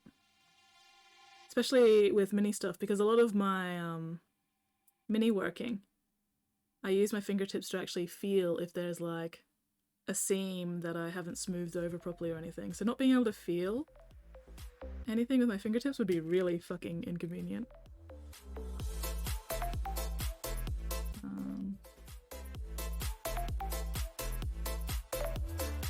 can still see anything on the bruise where... Do I still have a lump? I think the lump's finally gone. Holy crap. Demon, I've lost my lump. I don't know. Oh, wait. Was it there? Maybe? Anyway, it doesn't matter. Don't have many fingerprints left. So many injuries. And yet, we're not dead yet. We are still alive. And mostly not on fire. Mostly. I say mostly because, you know, welding involves at least somewhat fire. I have healed! It's only been like, what, 3-4 weeks? No, it's gotta have been, must have been longer than that. I did have that 1 week off where I was sick. I'll get hurt many times this week. $45 an hour, hell yeah! Hell yeah! You know, as long as you're not actively losing limbs, then fuck yeah, $45 an hour. Wait, are we talking Aussie bucks? Or are we talking like American bucks? Or what kind of bucks are we talking here?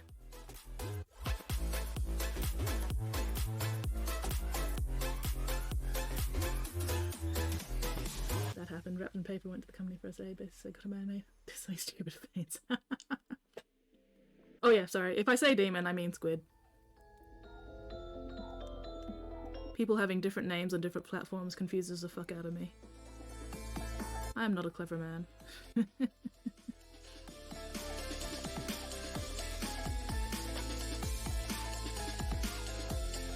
Ugh, I am hunching like a goddamn gargoyle. Ooh, American USD. Okay, okay, yeah, $45 American USD. Not bad. Not bad at all. Okay, have I gotten all the fucking mold lines?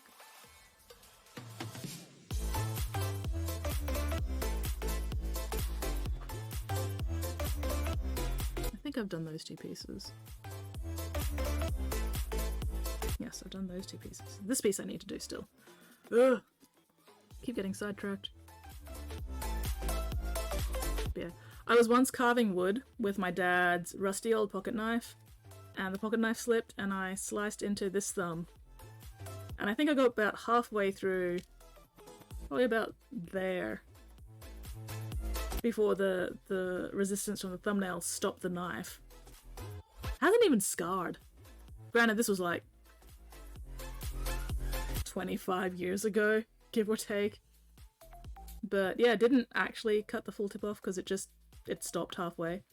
And I just looked at it and went, you know, rinsed it off in the laundry sink, slapped a band-aid on it, and then went right back to carving wood. Did I learn anything from that? Not at all. Welding, the rod exploded. 2 inches of welding electrode stuck in me, just pulled it out, got back to work. Oh my gosh. Look, a distraction! Ah, oh no. More distractions. I used to have a scar from a chainsaw. Just putting that out there, you know, not to flex or anything. Unfortunately, my chainsaw scar faded many years ago, and I'm very sad.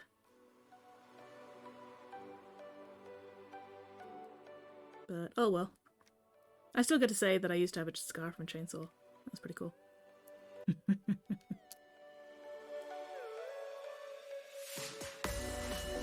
I mean, I am still intact. I'm not missing major body parts. And I still have not yet broken a bone.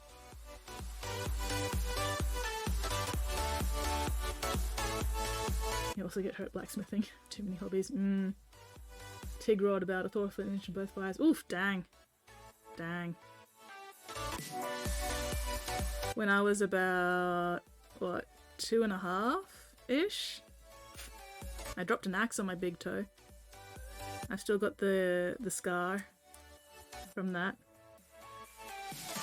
And my toenail grows a little weird because of it.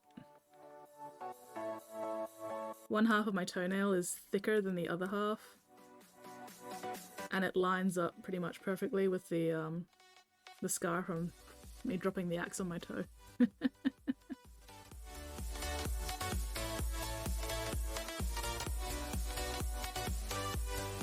So all I can assume is that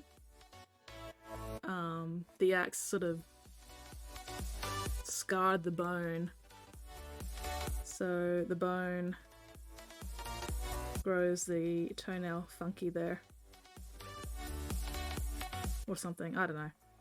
I'm not a doctor or anything. I mean, I could be a blacksmith, I guess, except that requires too much effort. I'm too lazy. I'll stick with carving plasticard and minis and sniffing glue.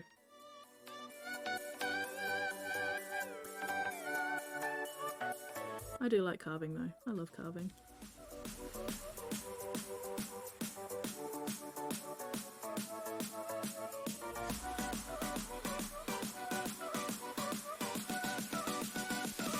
Did woodworking, 3D printing, mini painting, gaming, car guy, blacksmith, winemaking, D&D, jack of all trades. Nice!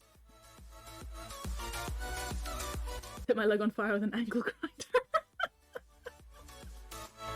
Excellent, excellent. I mean, if you're gonna set yourself on fire, it might as well be in an entertaining way. With an angle grinder. Nice. Farmer, constantly doing things. Nice. Barely second dig burn. Half inch across. Oh, that's not too bad. Only time I'm ever off is Sundays. That's fair. Second degree burn. Half an inch. That's survivable. Do you have a cool scar? I am really upset about the time I got hit in the head with a wooden training sword. And it didn't even bruise. I had nothing to show for it. I'm like, I got hit in the head with a fucking sword and I got nothing. There was one time during netball.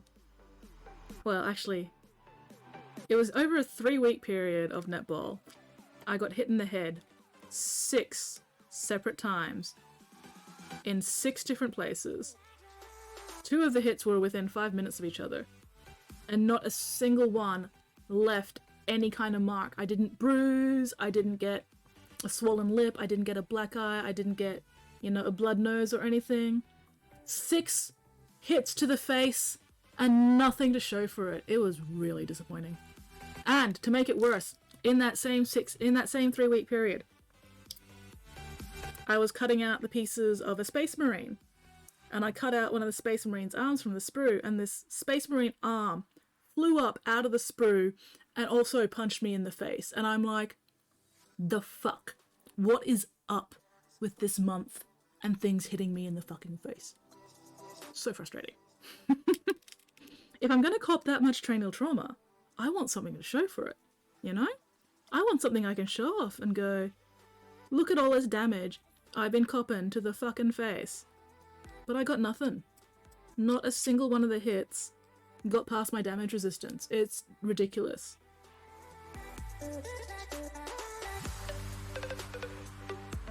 I'm too tough.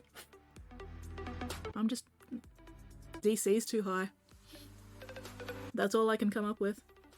Either my DC or my DR is just too high for most things to get through.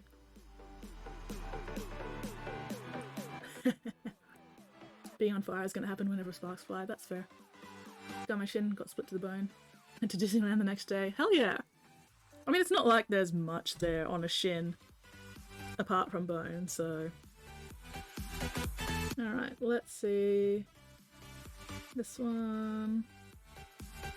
14 and 15, okay. Alright, we've got a hole... Does that go in the hole there, or...?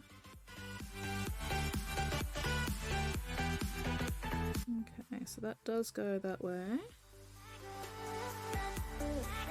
And then...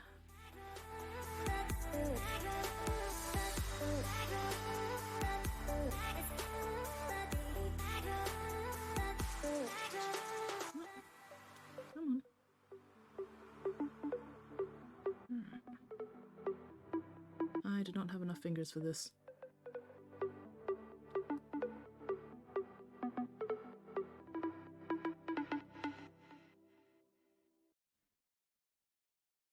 Yeah, should do. Space ring punch is funny. I know, right? It was like insult upon injury. As if all these netball hits weren't bad enough. The Space Marine just fucking punching me in the face. Because he didn't want to, you know, be left out of the fun or something. So fucking funny. I mean, I'm not gonna lie, it was fucking hilarious. Anyway, let me glue this and then we'll start some violence.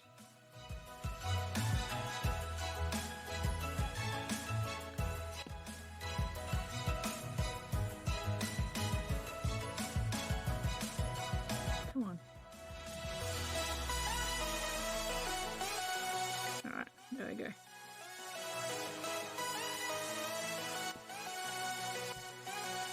Slap it out. Burn in the shape of smiley though, so that was fun. Oh, nice! Nail gunned your hand this year? Oh no. Nail guns are not fun. On my forehead from golf club, forearm, metal gun my glove.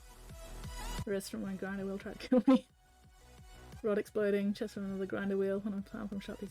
Bloody hell, mate. Bloody hell. 6 scars, not bad. Grinding galvanized steel darks using a welding flash wood for protection. Didn't see it hitting my leg. Finished cut just like, why is my leg still so warm? Oh no. That's like me with my subluxated finger. Like, why am I feeling a dent?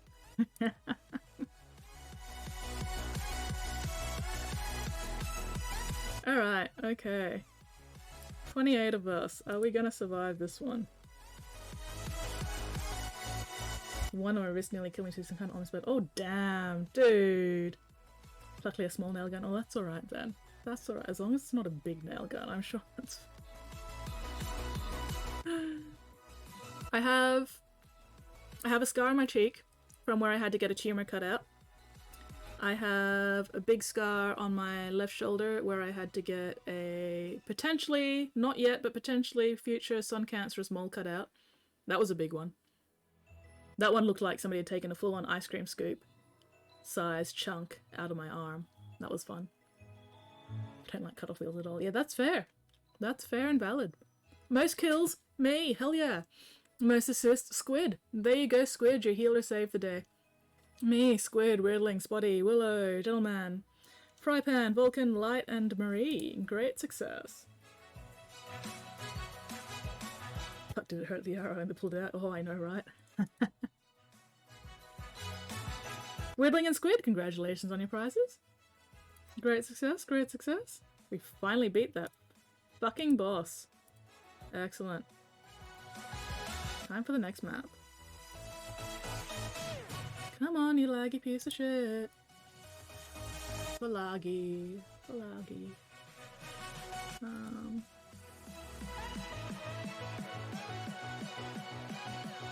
Chest, the wheel went through my little apron, hit me square in the chest, what I assume had to be a 3k revs per minute. Fuck that. Ooh, hey, skin chest. Sweet. Oh, excuse me. Very easy fight. I need 2 more healers. Healer should be off cooldown. Yay, healer's off cooldown.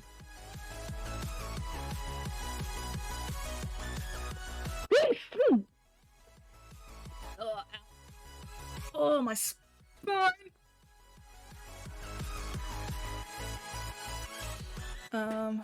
What other scars do I have? I don't have a lot of big fancy scars.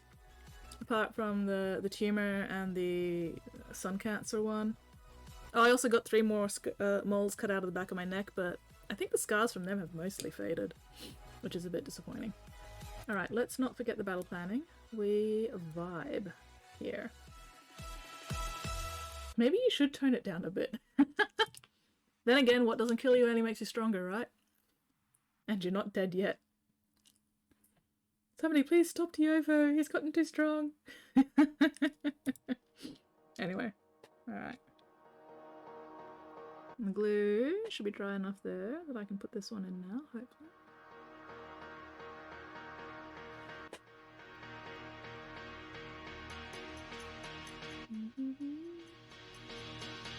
Aha. Okay, that's where it is. Ah, beautiful. Beautiful, beautiful. This is why I like to dry fit things first to make sure that I know exactly how things go in. This is a really well designed model. Lovely.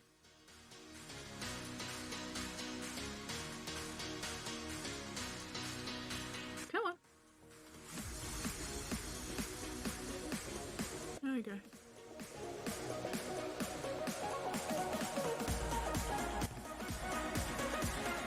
Nail went behind the nail. You could just see to a bit. I think I could damage. I could go the whole. Oh wow. That's pretty cool. Just like, yeah, this nail, it grew with a hole in it. Hell yeah. Alright, let that dry while I get the next piece. Oh, my spine. Okay, 14, 15, 16, 17. Over here. But I mostly get sporting injuries. I've rolled my left ankle at least 3 times now. The first time, the fucking doctor didn't tell me how to look after it, so I went 2 weeks with it untreated, and it was still basically the size of a tennis ball by the time my netball coach stopped by to see how I was doing, and she was like, "What the fuck?" Because I didn't know how to look after it, and the fucking doctor was absolutely no help whatsoever. Didn't tell me shit. So it wasn't until my netball coach at the time stopped by and saw that my ankle was still fucked after 2 weeks, and she went, "Get to a fucking physio." So physio was great. Physio was fantastic.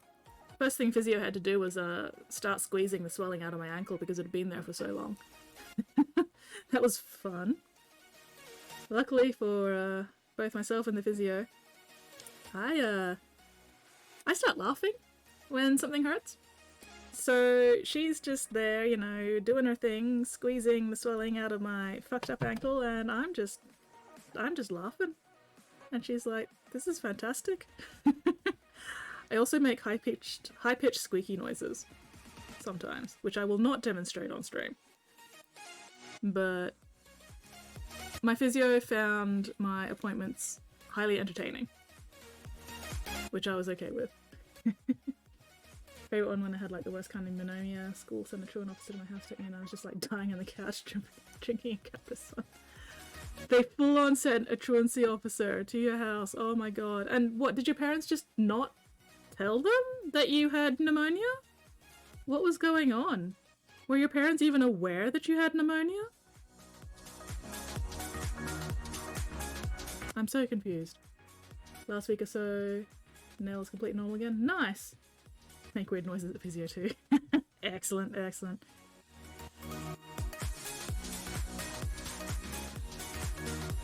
But no, I love my physio. Anyway, what was I saying? So yeah, anyway, so that ankle, that particular injury, you know, got mostly good eventually, and I went back to playing netball, as you do. And then about a year or two before COVID hit, it's fucking weird to me that truancy officers even exist. Yeah, I know. So weird. No, school board just group assholes that only care about attendance numbers. They were fully aware of my ailment. Oh, jeez, what the fuck? That's fucked, man. Did the truancy officer actually try to make you, like, go to school while you were dying on the couch with a Capri Sun? Or did he see you and go, yeah, okay, nah. 'Cause, like, the fuck?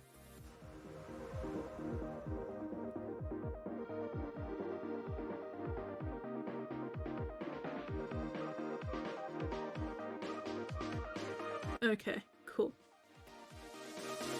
He did? What the f- Did you actually end up having to go to school with fucking pneumonia? What the fuck? That's so... no. Tell me somebody got fired for that. Or something. That's so bullshit. Oh my god. I'm getting mad just thinking about it. Holy crap. Wow. Wow. Please tell me somebody got fired out of a cannon into the sun for that bullshit.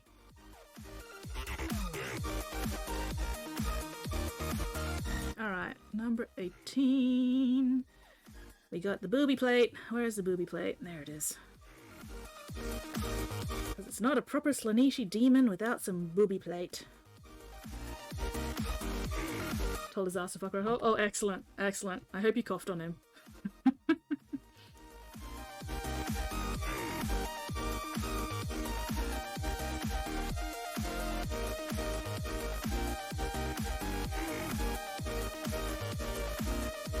Bloody hell.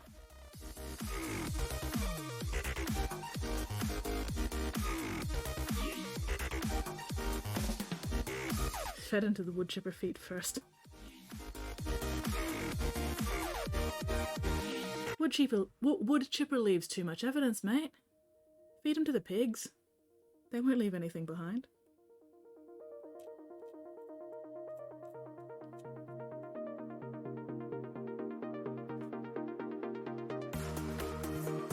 Waste the fancy cannons and assholes.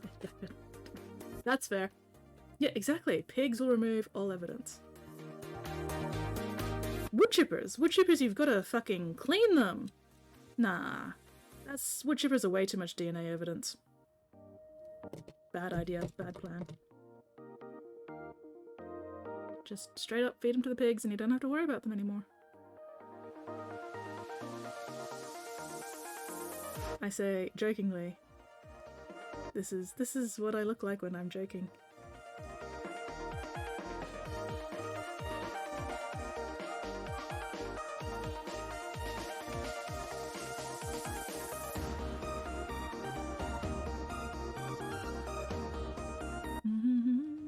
Anyway, what was I saying? That's right, I was talking about my fucked up ankle. So the second time I did my ankle was, yeah, about a year or two before COVID first hit. And that one was fun because it was the last game of the night. I was filling in for a team that I didn't actually know anybody on. It was just, you know, I'd been playing the round before, they needed a fill in for the last game. Nobody else was around, so I jumped on because I could. And so, because nobody knew me, at the end of the game they all fucked off and left me there with my busted up ankle that I could not put any weight on it whatsoever. The first time I did my ankle, hurt like a bitch. I was swearing my head off. Second time I did my ankle, I felt the pop. I recognized the pop, but it didn't hurt. So I was like, that's not right. For legal reasons, I am not involved in this conversation. Exactly. Headlights being funky, flashing from friends by when they often try to give me tips. What the fuck? No, I hope you told that one to fuck off as well. Bugger that. Unrepairable my ass. Alright, 19. That's the head. Anyway, long story short, turned out the second time I did my ankle, high grade tore 3 separate ligaments. The doctor who did my MRI was telling me that I was basically only 1 or 2 kilos of force off outright snapping that bone. So I had all the bone bruising and marrow swelling and everything. I couldn't go back to netball for at least 8 months. I probably should have waited 9 months, but I was going absolutely stir crazy. Had to do physio for an entire fucking year. That was not cheap. But yeah, managed to get back to netball eventually. Oh, during that 8 months as well, I put on fucking 10 kilos because, you know, I couldn't move for 8 months. Oh, drifting off camera again. Not that there's anything particularly interesting to see, but still. Yeah. So yeah, that was fun, and that ankle still complains in bad weather. So, fun times! But that's okay. Literally just some water got in the module, changes my high-low lights. Oof. Yeah. Well, I hope you just fixed it right then and there and then told her, nah, it's not unfixable, fuck off. Fixable. Pfft.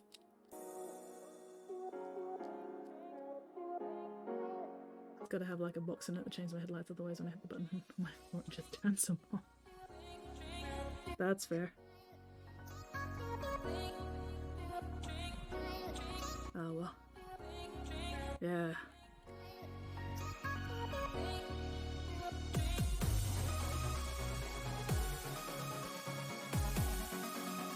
Still got the ticket, took it to court, got admissions. You know what? Fair. I'll accept that.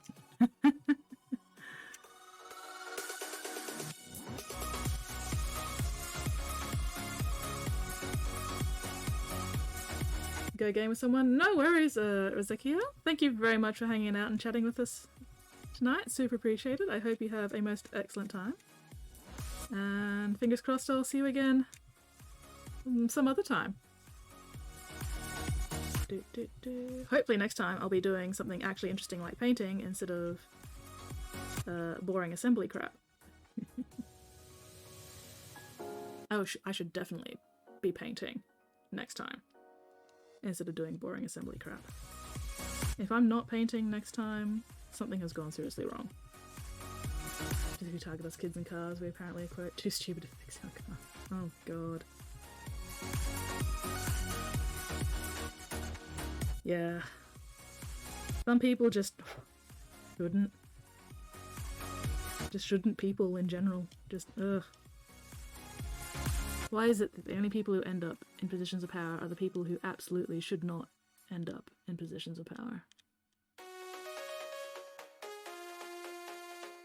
Oh well.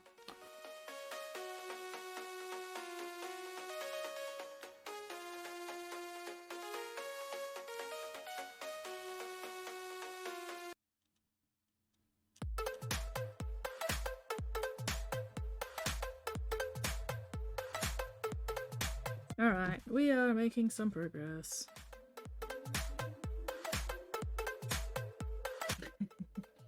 They're the ones who seek out positions, but yeah, unfortunately.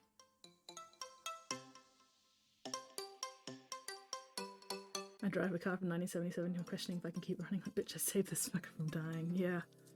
Yeah, for sure. Oh well.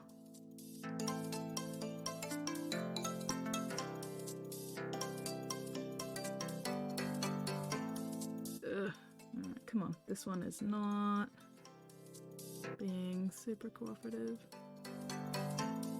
I'm trying to figure out exactly how it fits.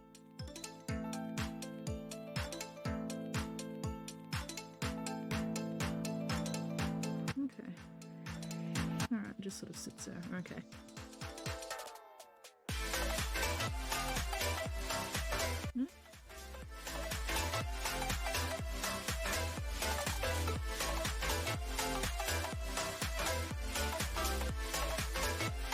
Oh, I miss being able to use my left pinky.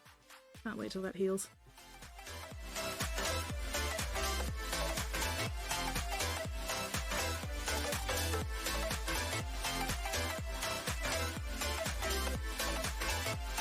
Alright.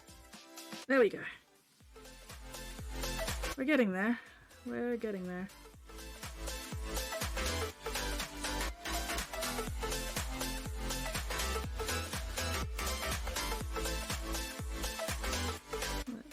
Dry. Oof. Oh, my back. Okay, I need... Alright, I need this big frame. Oh, only 2 more pieces.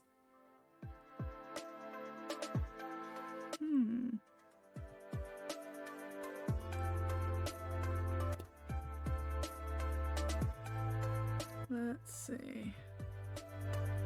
That one's there. That one's... It's a big chunker that's going to take some work to get that off.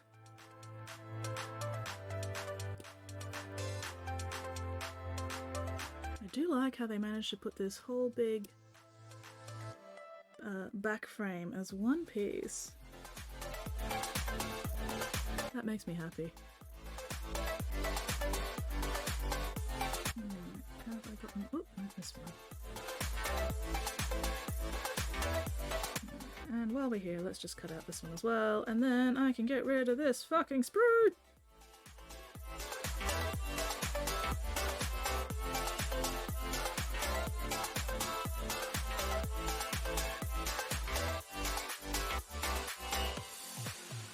There we go.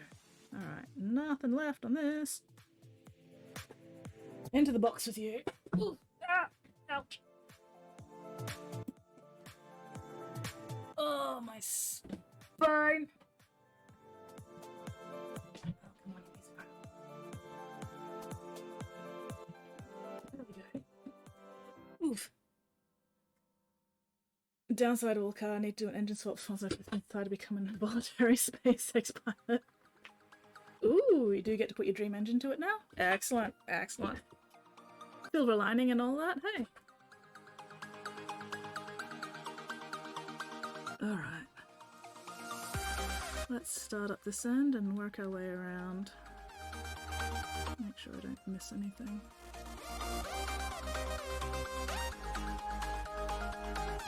Might actually finish assembling this thing before the end of stream. What am I going to do for the rest of stream? Oh no. I do actually have things I can paint, so... not a problem there. I can get to show you some dry brushing, maybe.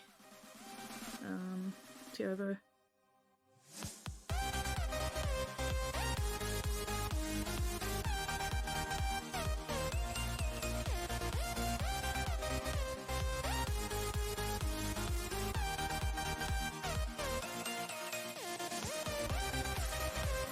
Because it is way too dark for me to prime this tonight, so I'll have to prime this tomorrow, assuming the weather is good for priming. And then I will get started on painting this whenever my next stream happens to be. I would like to be able to do a stream before my next scheduled Friday stream, but we'll see whether or not that happens. Probably won't, but you know, I like to pretend it will. And then it doesn't, but that's okay.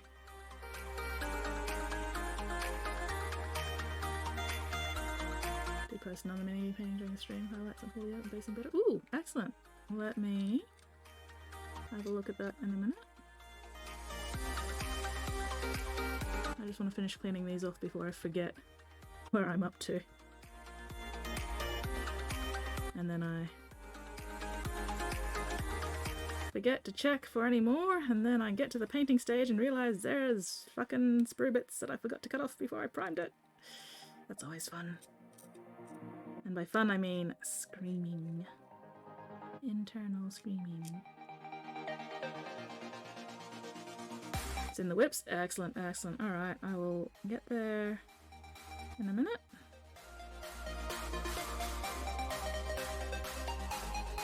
Okay, this is a big chunker, so let's work this off.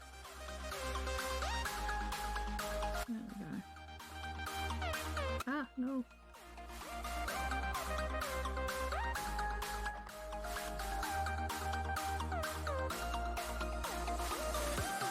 When you've got big chunks, it's easier to just scrape them off layer by layer rather than trying to cut them all off in one piece. It's a lot easier for your knife to just go through thin layers rather than trying to hack through the base of a big chunk. And you're a lot less likely to bleed by doing it this way as well. And I like not bleeding. I like keeping my blood inside of me. It does not happen often enough.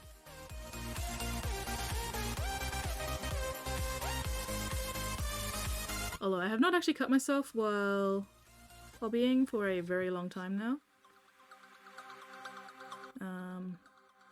I have not cut myself badly enough to bleed while hobbying since I started streaming 2.5-ish years ago. Because we have not yet needed a corn counter implemented on the stream. I said when I first started streaming, if I ever cut myself enough to bleed on stream, I will implement a corn counter on stream. Blood for the blood god and all that. But hasn't happened yet. Fingers crossed it never does.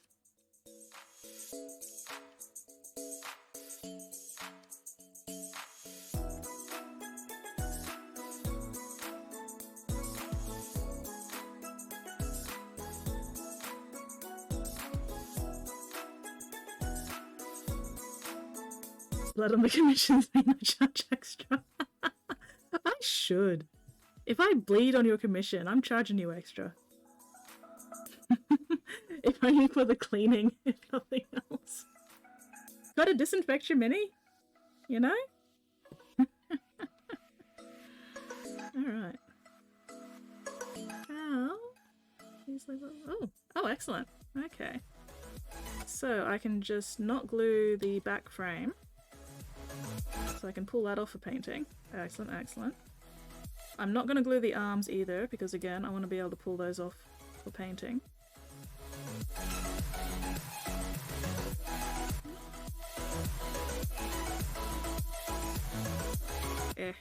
Bollocks. Alright, let's get this cleaned up, and then I can start gluing things that need gluing still. Oh, that's right, I still need to check out the whips, don't I? Give me a sec. Bloody hell. My brain is a goldfish, which is a sponge. No, wait. Sponge is not the right word there. Oh well. Almost always cut the tip of my finger while doing it. Because you don't practice enough, Spotty. Practice as long as I have, and you'll get there. Band-aids make good makeshift thimbles. I don't like having stuff on my hands. I really don't. That's why when I got the cut in my thumb, which is actually healed now, I ended up just super gluing it rather than putting a band-aid on it, because I'd rather have super glue than a band-aid. Anyway, what was I doing? Whip. That's what I was doing. Look at this little friend. He's so cute.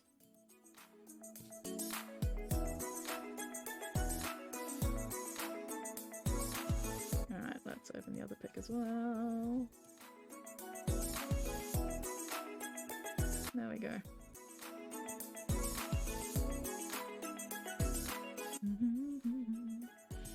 Alright, let's have a look. I do like the bright red for the neck hole, very nice. And yeah, that's some cool basing. Very, very cool. I love the little rock and everything. But nice, but nice. It's coming along well so far, man. Coming along very well. Excellent. A friend, indeed. That is definitely a friend. Very nice. Wait, which one's that window? There we go. Yeah, looking forward to seeing more progress on that, man.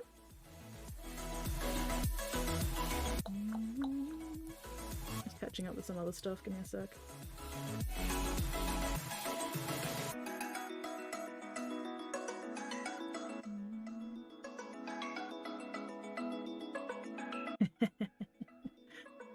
Demon, the Lord of the Rings reference was not coincidence. Just saying. Yeah, I do like the contrast of the green friend versus the red rock. Very nice. Are you gonna I'm assuming that the grey around the base of the rock hasn't been painted yet. If that hasn't been painted yet, maybe a sort of deserty yellow sand to go with the red rock. Or sort of orangey yellow kind of sand. Hell yeah.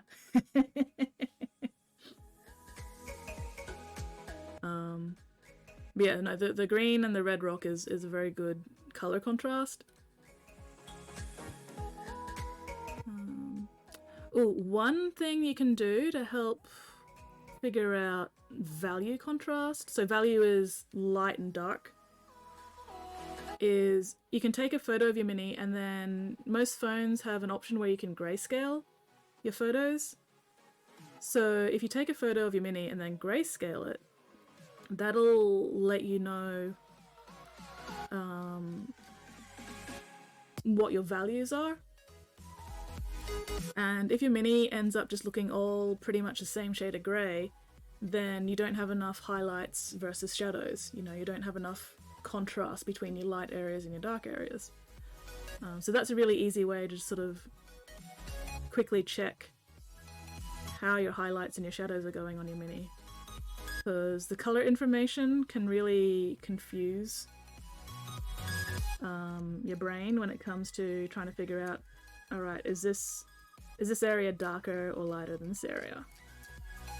And so if you strip out the color information, that makes it a lot easier to sort of go, okay, yeah, no, this area is the same as that area, even though they're different colors. You take the color information out, they're the same grey, and that's why my mini looks flat. Grey bit is unpainted at the moment. Cool, yeah.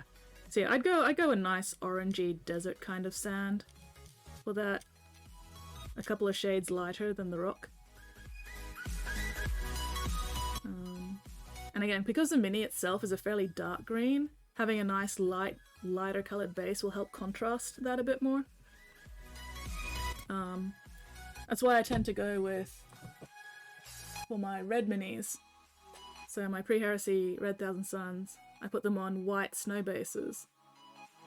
So you've got that nice contrast between the sort of the blue-white of the base and then the warm red of the armour.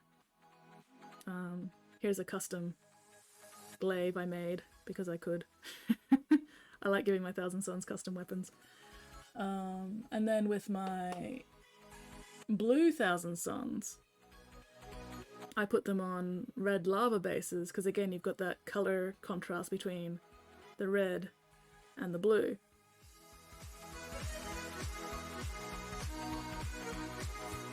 I like the cloak, it looks very warm and soft. Yeah.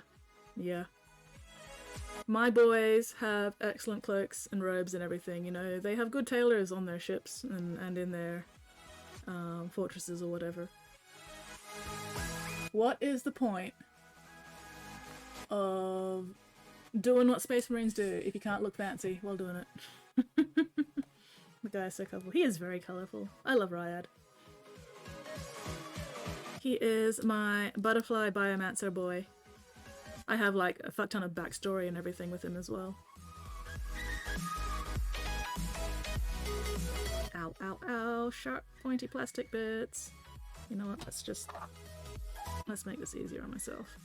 There we go. That's better.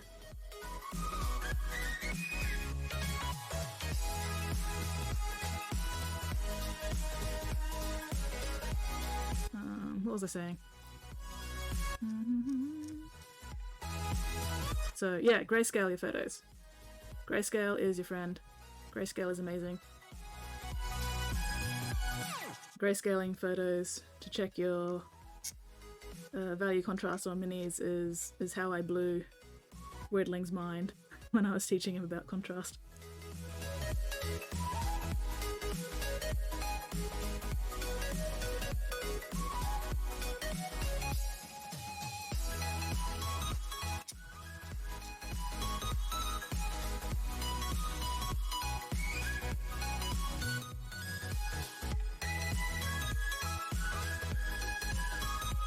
It's also a good way to check your colours before you start using them. If you've got a couple of different colours and you're like, are these actually the same tone or not?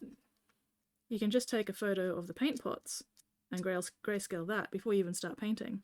And then you can go, okay, yeah, these two paints are a similar tone because they both come out similar shades of grey when I grayscale the photo. Or, you know, you can put them next to each other, take the photo, grayscale it and go, okay, yeah, this one's a lot lighter than that one.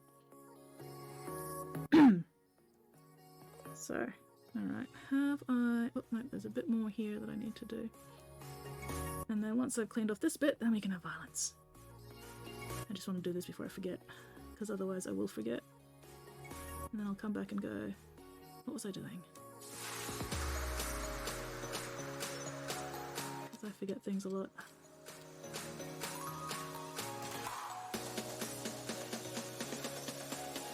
Alright, there we go. A little bit of a mold line there.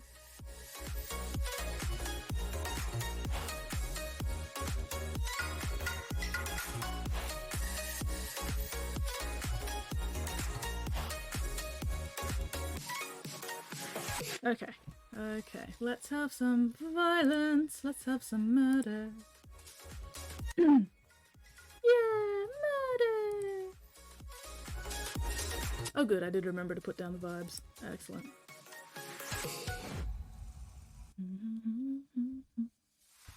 Now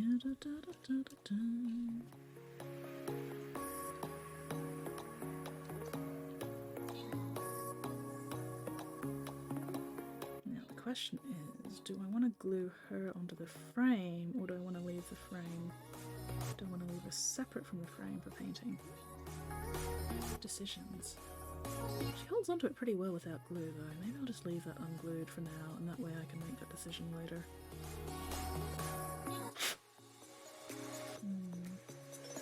Great success! Great success! That fight went very smoothly. Most kills here I met. Most assists, Gentleman Hoops. Gentleman Hoops to Snowman. Konoisk. Here I met. He Train. Cute Pool, Weirdling, Festica, me, and Squid. Great success. Festica killed a giant. Orlator and Schnester. Congratulations on your prizes. Yay! Alright. I absolutely want to fight Rainbow Cannon, because that looks fucking sick. Ooh, Loyalty Scroll Chest. Oh wow. Okay. Didn't even notice that. Alright. I need more healers, but my healer's on cooldown. I need more battle plans. I can't do that until I put something down. Let's see. Let's go vampire. Fuck it. Alright, there we go.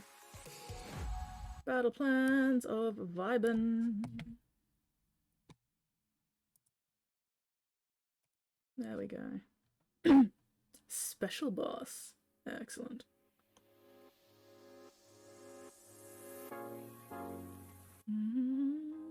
Alright, place the units, dear friends. Place those units. Alright, let me stretch my back a bit, as Stream Elements has reminded me. Don't forget to stretch and hydrate. Ooh. Eat. Ow.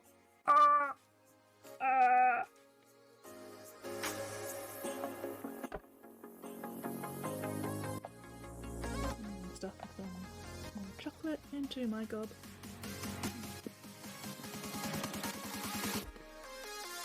Okay.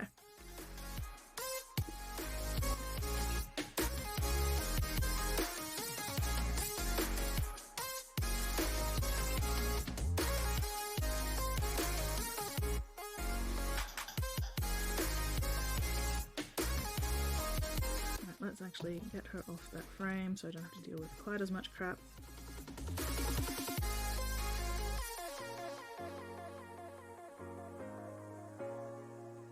Okay, and the wrist goes there. Alright, beautiful. Beautiful, beautiful. Do I need to trim that a little bit more? Oh no, that should be alright. That's fine.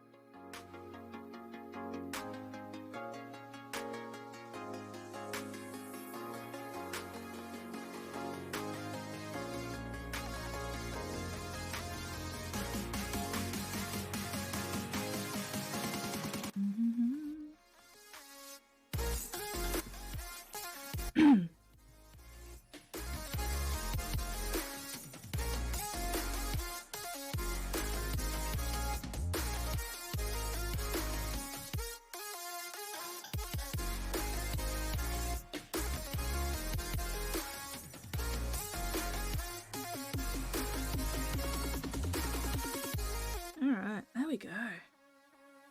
That's not too bad. That only took me, what, 2.5 hours? Along with distractions? Now I've just got to decide what I want to glue and what I want to leave not glued. Okay, how much? I do want to leave the arms off. How much is this going to get in the way of painting the rest of him? Okay, yeah, that is going to get in the way of everything else, so I'll leave that unglued. And I might also leave her unglued from the frame as well. So she sits pretty nicely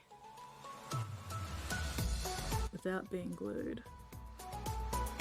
So I should be able to prime that pretty well, especially if I use a little bit of blue tack just to hold things into place. So I'll be able to prime it like that. Fucker. Definitely gonna need some blue tack for that. Let's get some blue tack for the arms as well. Might as well get everything ready for priming while I'm here. Okay, we can hang that back up on its little hook. There we go.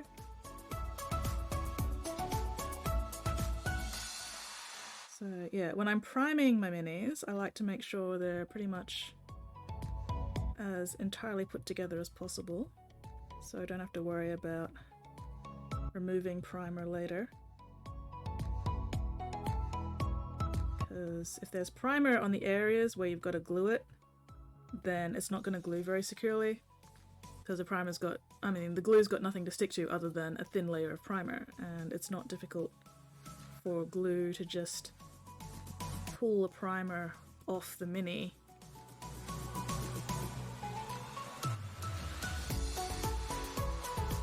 Come on. Okay, so that should be secure enough for priming at least. Not for gameplay, but for priming that'll do. Alright, let's see. Oof. Sometimes the edges of the base are a little messy as well, so I like to clean those up too.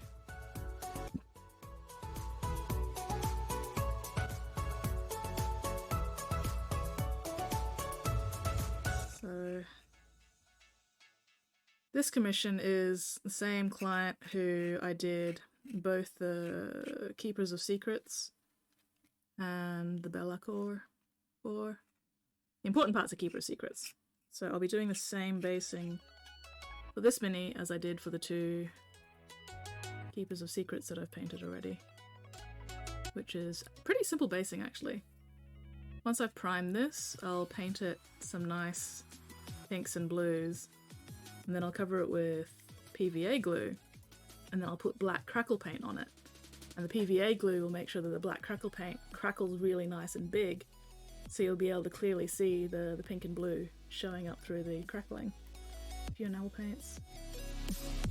Oof, yeah, no. Enamel paints, they have their uses. But for gaming minis, much easier just to use acrylic paints. Much less cleanup required. You don't have to worry about using turpentine. I'm pretty sure it's terps that you use for enamel paints.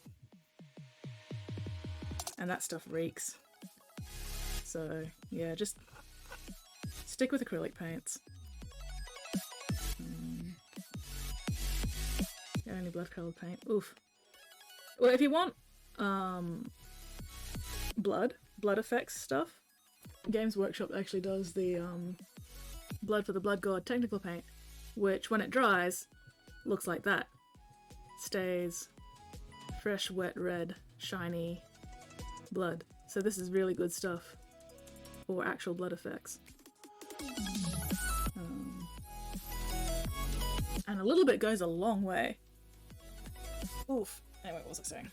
Blue tack. Still need blue tack.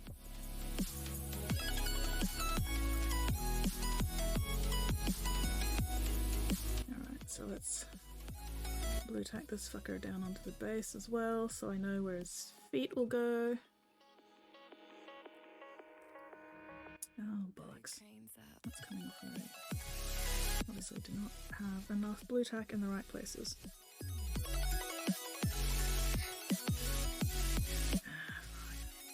Fix it up in a minute. Oh.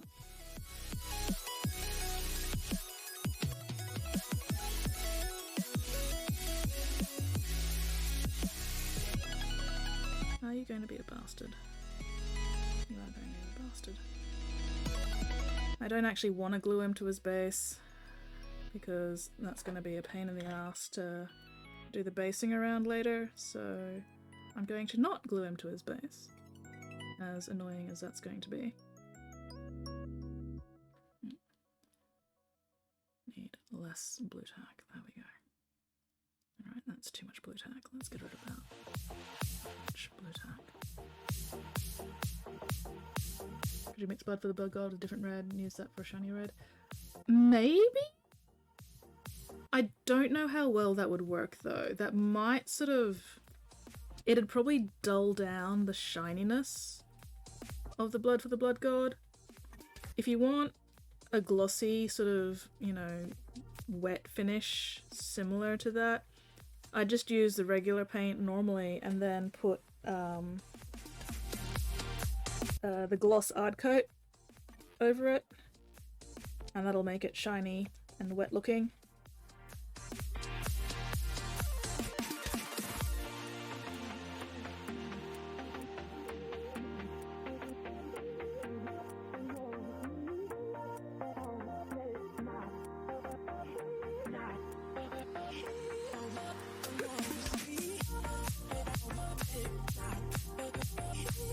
There we go.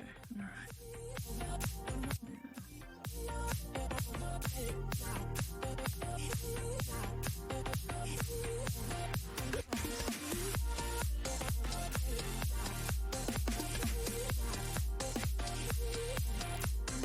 Let's see.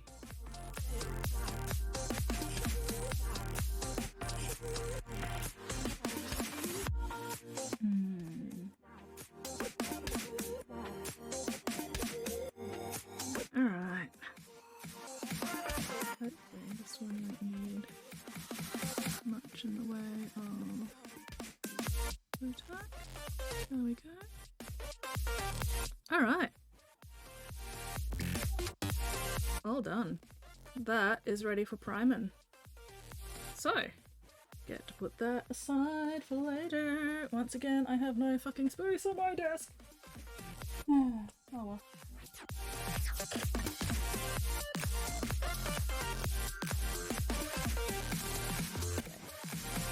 Alright, let's pack this up. Now I get to work on something else. I get to paint something for the next hour and 20 minutes. Done with the pen highlights. Watch this my photo. Try and take beautiful photos. Yeah, there's also the problem that phone photos, or just photos in general, aren't always 100% accurate. So it can be really hard to tell how something looks properly online as compared to in person. But as long as you're happy with how it looks in person, that's the important part. Alright, anyway. What I feel like painting. I've got a couple of options. I've got Big Kitty. But I don't know if I want to start Big Kitty yet. That's going to be a project and a half, and I don't know if I want to devote the time to that just yet. Or I could work on Dragon Lady. I might work on Dragon Lady, actually. Big Kitty can wait till later.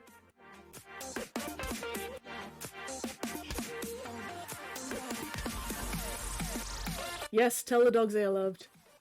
The dogs are absolutely always loved.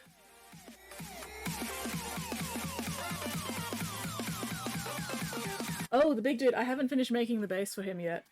So, I mean, I could just do some more carving. I could do that.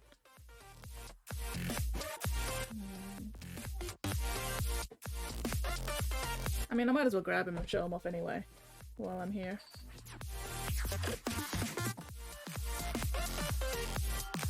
Alright, so I was working on a custom base for this dude.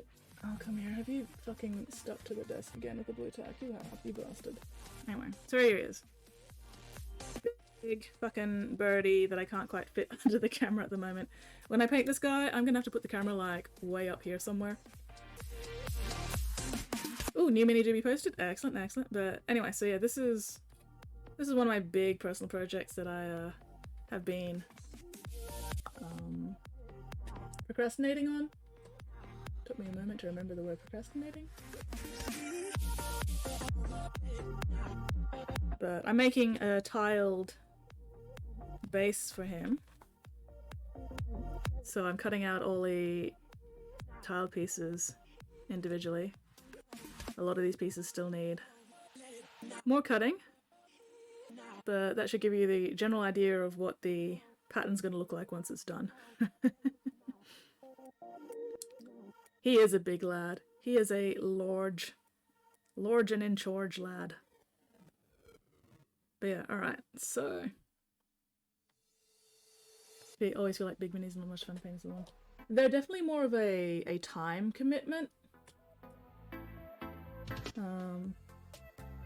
Anyway, so this is one side, or this is the side of the tiles that I've still got to cut out. Which ones do I feel like cutting out at the moment? Maybe not that one. You know what? I don't feel like cutting out tiles tonight. That's too much work, especially with a busted finger. Because that takes a lot of effort to get through that plastic card. So I will do some painting. I'll do some lazy painting. Let's see.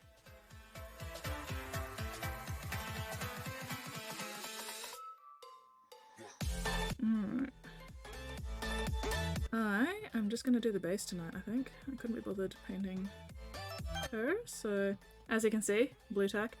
I also did a pin for this one, so once I actually get around to attaching it, I will get to pin her down.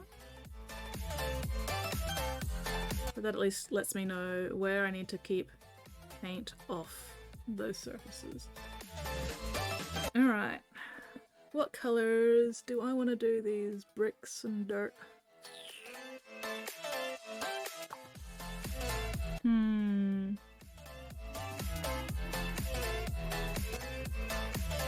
Maybe a nice warm reddish brown for the bricks, because I'm thinking the armor I'm gonna do blue-black. I'm thinking blue-black armor. What colour cloak?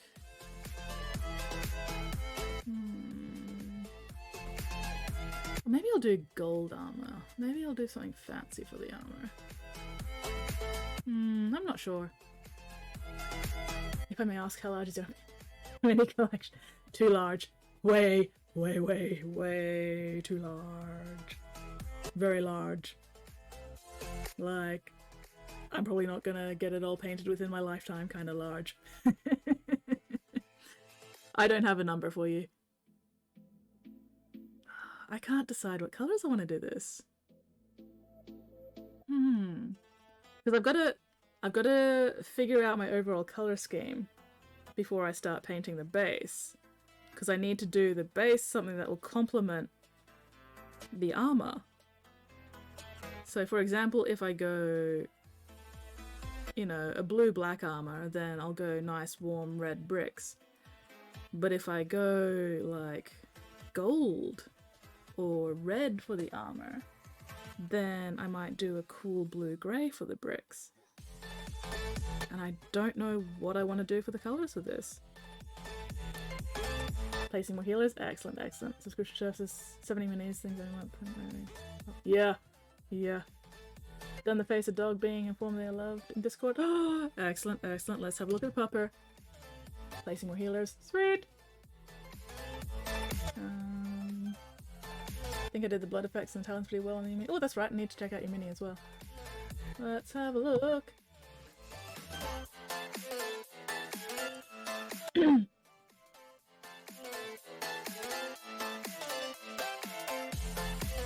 Open original. Open original. There we go. And then let's open the pets as well. That is a lovely looking pupper.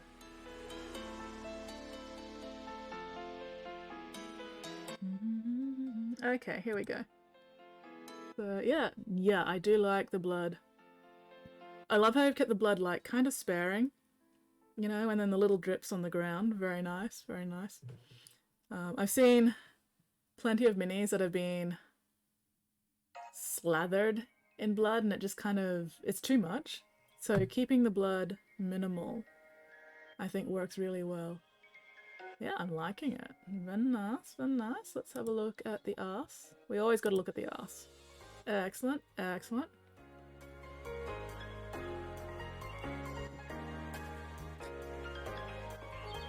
Sorry, my brain just went really bad place, and I am not gonna say.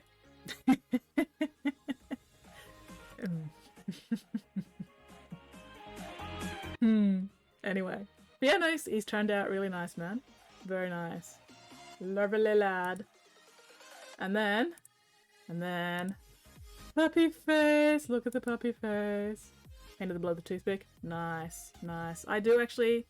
I have toothpicks that I use for, glue, blood, whatever other effects that I need that I don't want to, like, fuck up a brush with. He is a very nice little friend. I also really like this puppy, who is also a very nice little friend. Look at that face! That face is the face of a dog who knows he's loved. Hello, Nate. How are you going? Are you enjoying your Sunday morning sleep in? You are just in time for puppy face. Look at the puppy. But anyway, so we have finished assembling this mini just before. I'm not going to grab the actual mini because I couldn't be bothered, but assembly is done.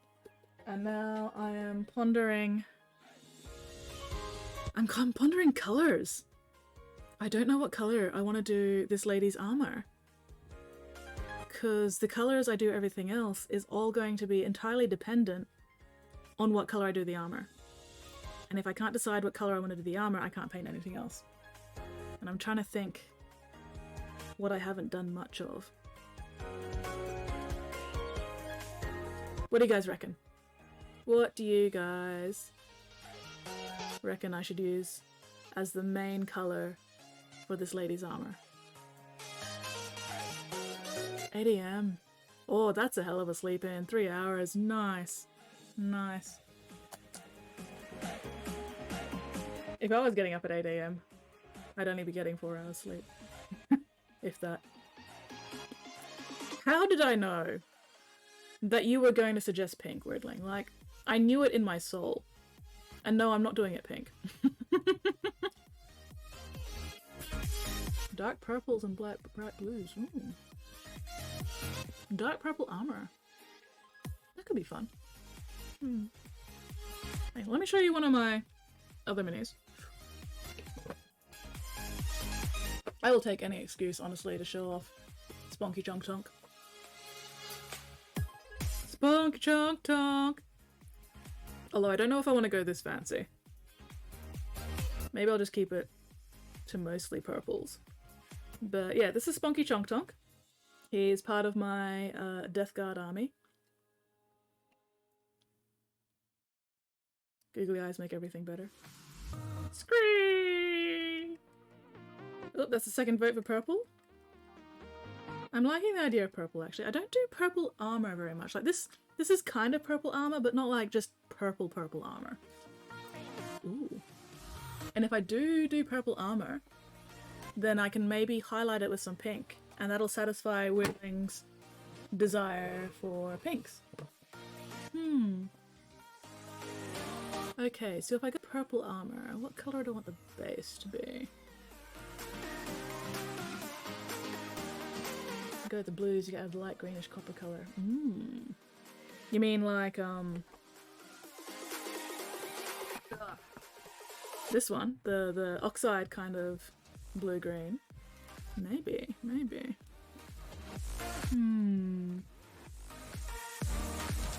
I kind of want to do the dragon electric blue, just because electric blue out to greens, maybe. And that'll help it stand out from the purple armor.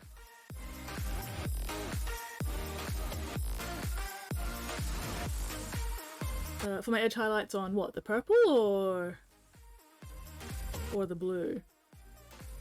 I don't know. Maybe. I'll think about it.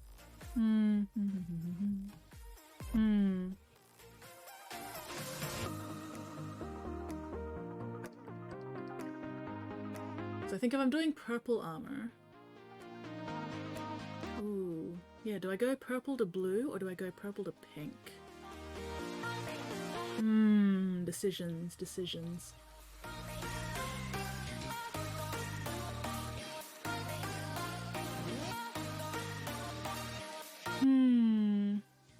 I I've already done the sort of like purple, blue, green kind of thing with the Nurgle guys.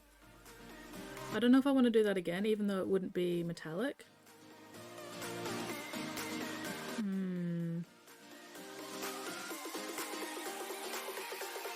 Maybe I'll just block in all the colours first, and then I'll worry about what I'm using to highlight things once I've figured out the base colours. Yeah, purple to pink. And then a more slight orange brick base. So leaning more towards the orangey yellow. With the purple to pink, and then the blue fading to green dragon, maybe. So then, and then it'd be like yellow, orange, purple, blue, green. Sort of a rainbow, but a subtle-ish rainbow. So then, what colour do I do? Oh, cream. I think cream for the cloak. If I'm going to do the armour a dark purple, I'm thinking maybe cream. I don't do cream cloth very often. I tend to go more the cold white cloths for my cloaks if I'm doing cloaks. Blood for the blood god. Alright, so I am a normal person. Alright. Allocated. Please stand by. Now the real question is, do I use contrasts or do I use regular paints or do I use a mix of both? Blood, blood, blood,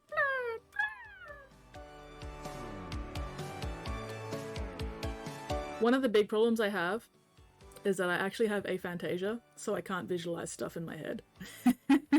So when I'm sitting here trying to think about colors, I can't actually picture it in my mind's eye, so I've just got to really think about the theory and my many years of experience, because I can't see it in my head, which is really fucking annoying.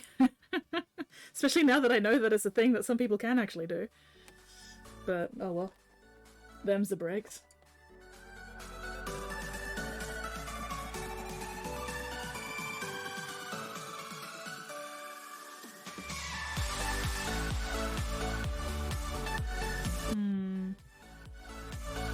So it could be Acadia white.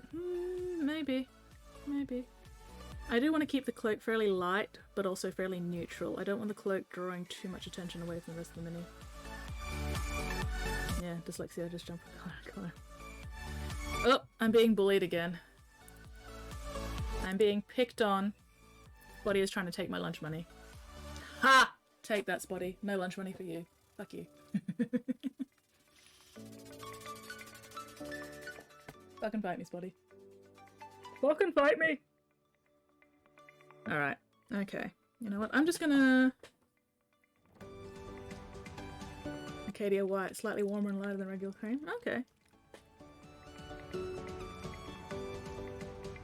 And that actually, the Acadia white would tie in nicely with the bone colour I tend to do. You know, so this is gonna be like just... It's gonna be bone. It's gonna be a skull. Oh, let's get rid of some of that fucking... There we go. Okay. Now, what method do I want to use to paint this? Do I start with my You know what? I'm gonna have fun with this. I'm just gonna start with Druchii Violet. I'm gonna start with Druchii Violet. Apparently I did have a paint pot open. Weirdling, we both fucked up. I still had my Black Templar open and I didn't notice. Oh well, it's a contrast paint, it's fine. It's only been 2 days. Yeah, that's still sloppy. That's fine. But yeah, no, I'm gonna have fun. I'm going to enjoy myself. I am going to do something I really like doing. It's, monochrome painting. So I'm just gonna start by putting in all the shadows with my Druchii Violet first. So for the stairs, that's not going to be a lot of detail. Ooh. Or.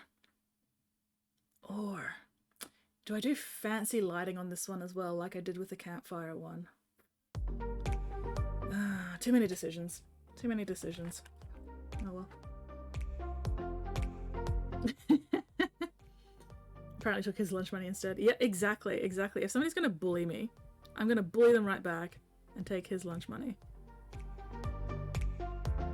And yes, buddy, you and Demon have both been promoted, so that I have a couple of mods who are actually in my own time zone. Just in case Whittling has like family shit. Come on. Alright, sometimes minis do this fucking annoying thing where the paint just keeps peeling off like that and doesn't stick. And that usually means your mini is greasy. So, you want to know what to do when your mini is greasy like that?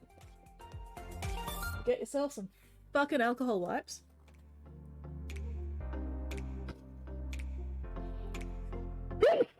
Excuse me, sorry. So just cheap ass first aid alcohol wipes. The important part is isopropyl alcohol. That's the important bit. Isopropyl alcohol. This is also great for stripping paint, regular acrylic paint off. It doesn't do as much to primer, which is good. But isopropyl alcohol will also help clean off grease. So if your mini's doing this stupid thing where the paint's just not sticking and keeps peeling off, well, not peeling's not quite the right word there, but you know what I mean. Grab a nice little isopropyl alcohol wipe, clean that mini off. Hopefully I can do so without breaking anything. Alright, you know what, let's get the base edges as well. I feel like this mini probably had a lot of handling while I was building it, which is how it ended up covered in my finger grease. Because I'm a very oily kind of person. So anyway. So, when I paint that again, hopefully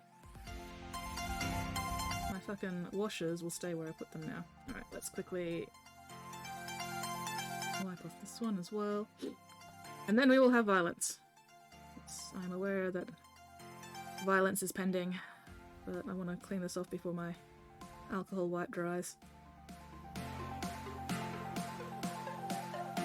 Because there is nothing more annoying. I'm trying to do a nice smooth blend and your paint just keeps running away from the surface you're trying to paint.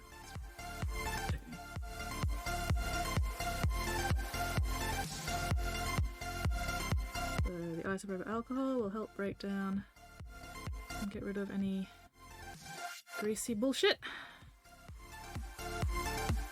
And like I said, it's also really good for just stripping off paint.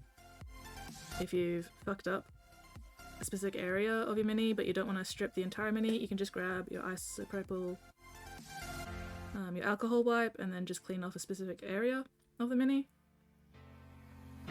So like, here's one of my poor test minis that I use for all sorts of bullshit. Because the isopropyl also only does like the top layer at a time, it won't go through all the layers. So it takes a little bit to get right back down to the primer.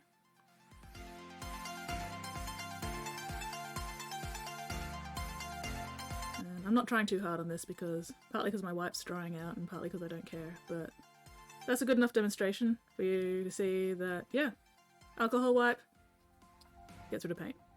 Oopsie whoopsie. Uh-oh. Ooh, we made a fucky wucky. Rejoice. Spray on sunblock removes Sharpie from skin. Oh, nice. In your darkest hour, let those who would accept his gifts come forth and receive the blessings of the Lord of Decay. Cast away your crutches and doubts. Put aside beliefs in a false master who fills your hearts with lies, sorrow, and regrets. Embrace instead the glorious gifts of rotten decay.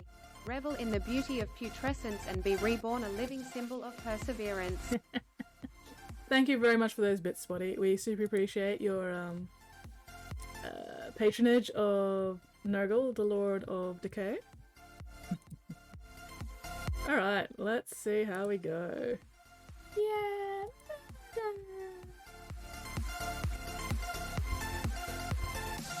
In the meantime, let me just make sure that this little alcohol light actually worked. It did. Beautiful. I love being right.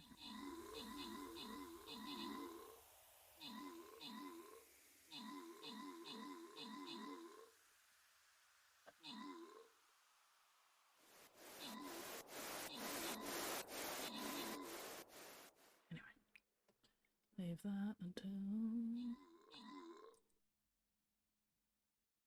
Hell yeah, look at me go. Carrying this group. What did I put down? That's right, I put down a vampire, didn't I? Forgot what I put down.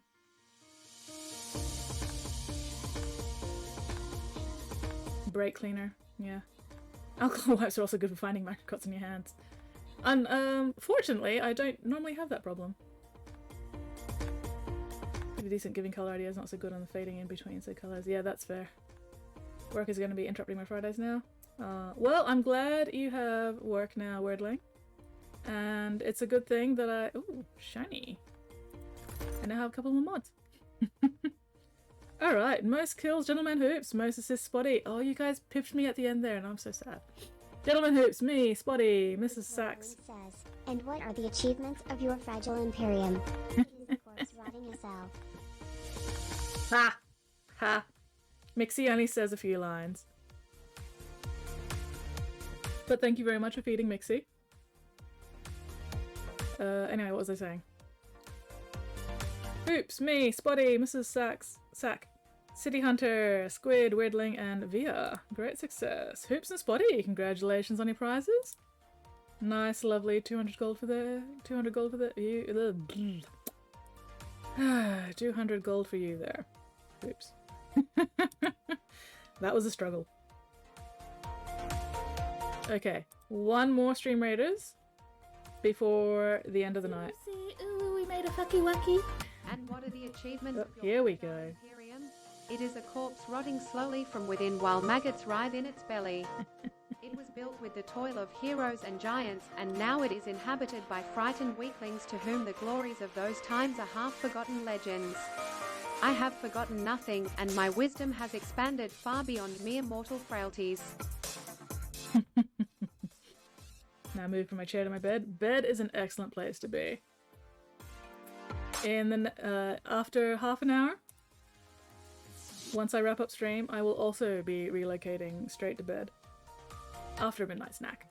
Gotta have my midnight snack. Anyway, I need one more healer. And then that's it for the night. Yay! Just enough streams for me to get all my healers placed.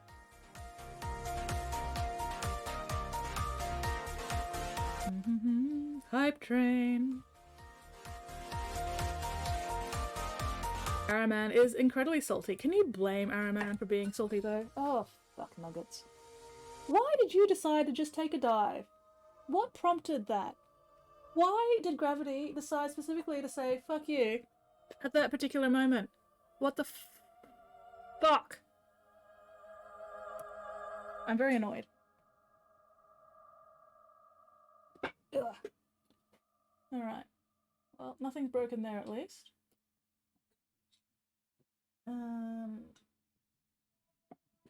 The problem is, I now can't find the big dude. So, whoop, fucking! Got his frame. Anyway, whoop, let's put down the battle plans before I forget. There we go. Gonna get Bran to read that out. Ha, nice. 6 AM, haven't slept. Oh no, dude. I hope you don't have to get up too early. I hope you don't have to get up at all. I hope you can just, like, spend the Sunday sleeping. Time zones confuse the fuck out of me sometimes. I just forget. Okay, I am missing the big dude. Where the fuck did he bounce off to? And I don't want to roll my chair just in case I accidentally roll over him. What the fuckity fuck? Where has he gone? Why? Why this? There wasn't even anything there to prompt gravity to say, fuck this and fuck you. Ugh, give me a sec. Where did he go? How do I lose an entire goddamn fucking mini? What the fuck? I have lost the big dude that I assembled earlier. He took a tumble. I've got the little chick. I've got his frame back thing, but the actual big dude himself has just fucking vanished into the ether. And I'm like, where the hell has he gone? I have to find him. Before I accidentally step on him at some point when I've forgotten. Oh, there he is. Right underneath my chair. Of course. Ugh. Hey! His arms didn't come off at least. Okay, cool. Nothing broke. Excellent. That's one of the really good things I like about these plastic minis. They don't break very easily. Even when you drop them. But still. Fucker. Anyway. Ugh. And now my chair is somehow stuck under my table. Because the arm of my chair has gotten... The arm of my chair has gotten caught underneath my table. Like this. There we go. Fuck's sake. Oh my god. I give up. I give up. I quit life. No, it's fine. It's fine. I'm being melodramatic. Ugh. Anyway, gotta put my blanket back. It's fucking cold down here.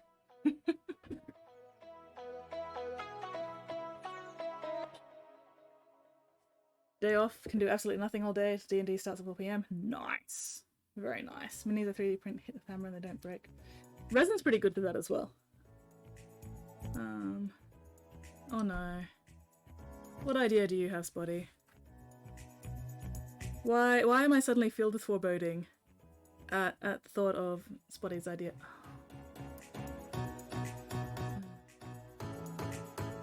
I was right. I was right to forebode. Now I've got to think of what to sing.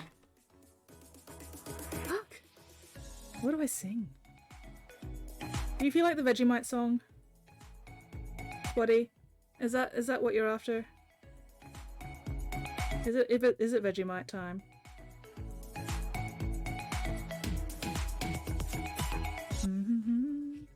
Welcome to Hobby Room Spelunking Misadventures. I was just so paranoid about moving my chair and accidentally running over the mini because it's a commission. I really don't want to have to tell my commissioner, yeah, there's going to be a delay in your commission because I ran over your mini with my chair and now I have to fix it. I don't want to have to say that. I just don't.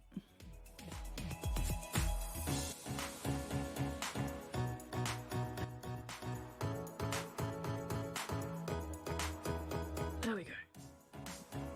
No, stepping on minis is bad. Better get some sleep before I forget to sleep today.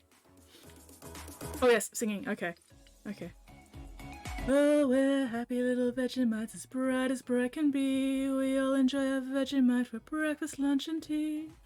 Our mommy says we're growing stronger every single week because we love a Vegemite. We all adore a Vegemite. It puts the rose in every cheek. I like aeroplane jelly. Aeroplane jelly for me. I like it for dinner, I like it for tea. A little each day is a good recipe. I like aeroplane jelly. Aeroplane jelly for me. I've done that.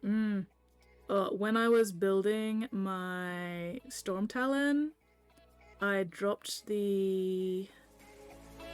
not the clear canopy itself, but the canopy frame. And then my friend, who was with me at the time and wearing his heavy work boots, stood up to help me look for it and immediately stood on said frame and broke it. Luckily I was able to fix it. It was fine.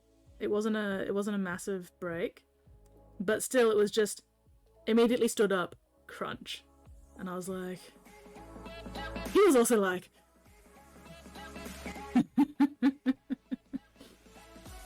so yeah, first rule whenever anybody drops a piece is don't move your fucking feet.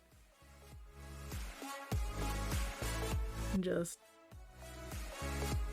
don't move your fucking feet until you've at least made some attempt to locate the mini and make sure it is not underneath your fucking feet.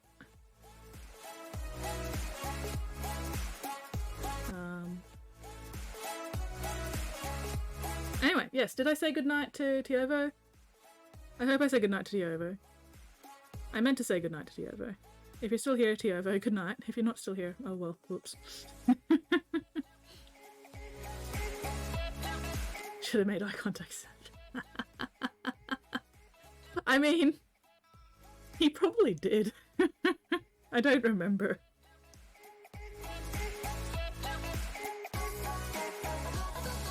But, yeah. Oh, well.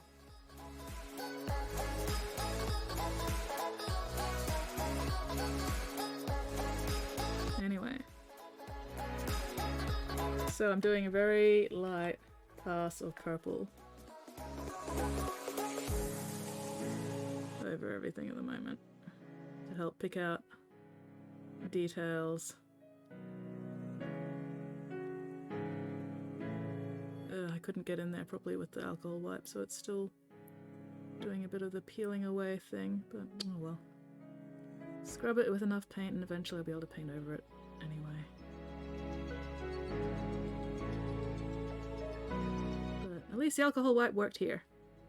No more paint peeling off this area here.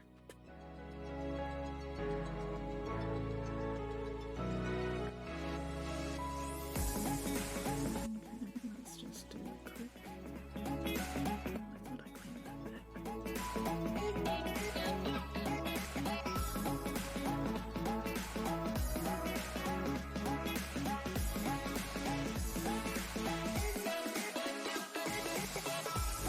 This is helping me pick out all those small scratches and stuff.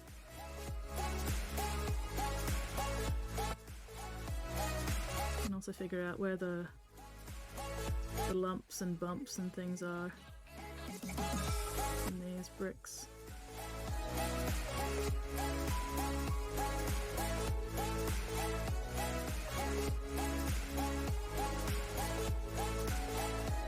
Purple's just thin enough that, you know, it's not going to actually look super purple once I put other colours over the top. It's just enough to have some nice shading later. Ow, I just tried to use my pinky finger. My pinky finger is not ready for using just yet.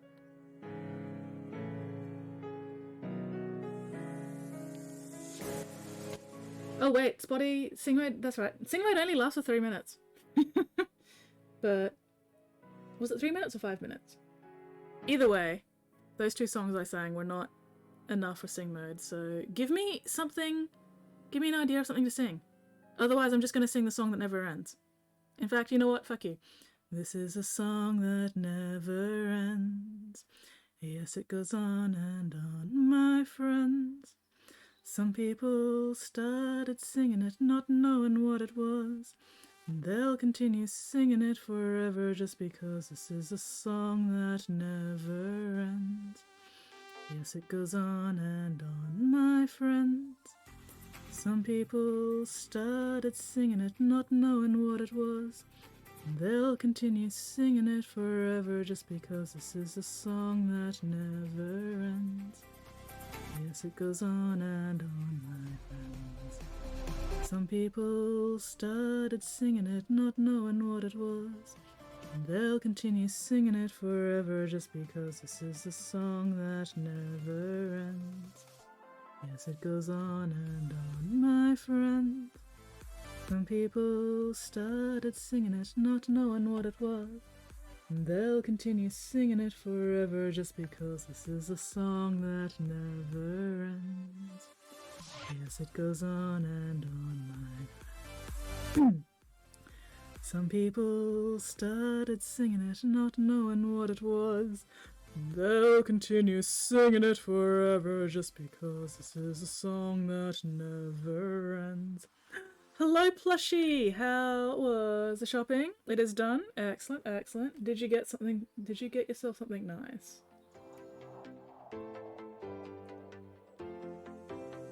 Did you get yourself something awesome? But yes, I have been looking after your beans. I don't know how many of them have survived this long though, but I have been doing my best to look after them. If they have not survived this long, that is not my fault, they were weak. Oh, you love this one? Excellent, excellent. Yeah, no, Spotty triggered sing mode and then didn't give me any ideas of what to sing, so it's just, this is a song that never ends. Actually, no, I fucked that up. I fucked that up real bad. You got chocolate? What kind of chocolate? What kind of chocolate did you get for yourself today?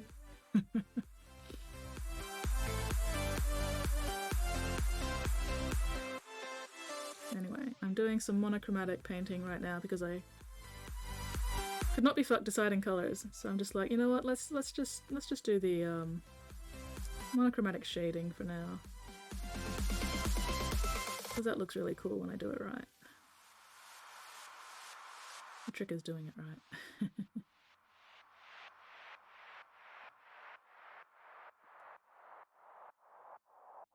Got to build up some nice dark shadows at some point.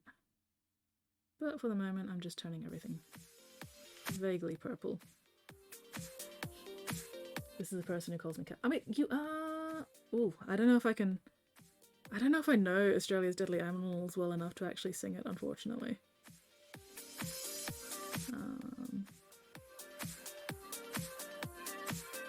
Come to Australia, you might accidentally get killed. Your blood is bound to be spilled. With fear your pants will be filled. 'Cause you might accidentally get killed. Yeah, I don't actually remember that one well enough to sing it properly. Which is shameful, I know. I am a terrible Australian. My Aussie card should be revoked.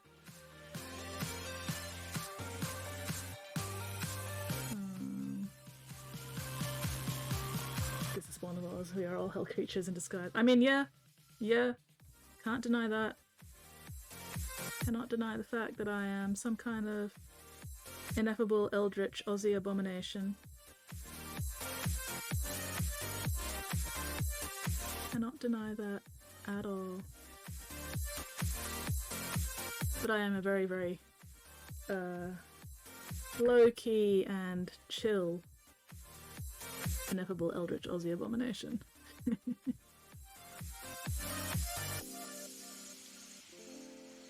Programmed us separate from the rest of the Ozbots. A bit defective. I am a lot defective. I am super, super defective, and that's why I'm so entertaining. In a very chill kind of way. Hello, Wendigo. How are you going, mate? What are you up to this fine, fabulous fucking Sunday?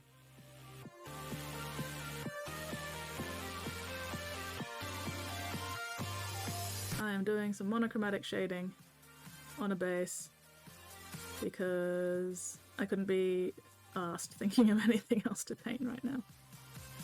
And I haven't figured out what colours I want to actually do, so we'll just start with some monochromatic shading first. That's nice and easy. Oh.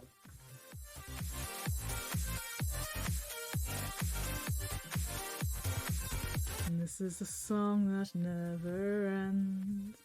You'd be amazed how many adults now have plushy wrinkles. Can't believe how many are inspired by the hoarder plush.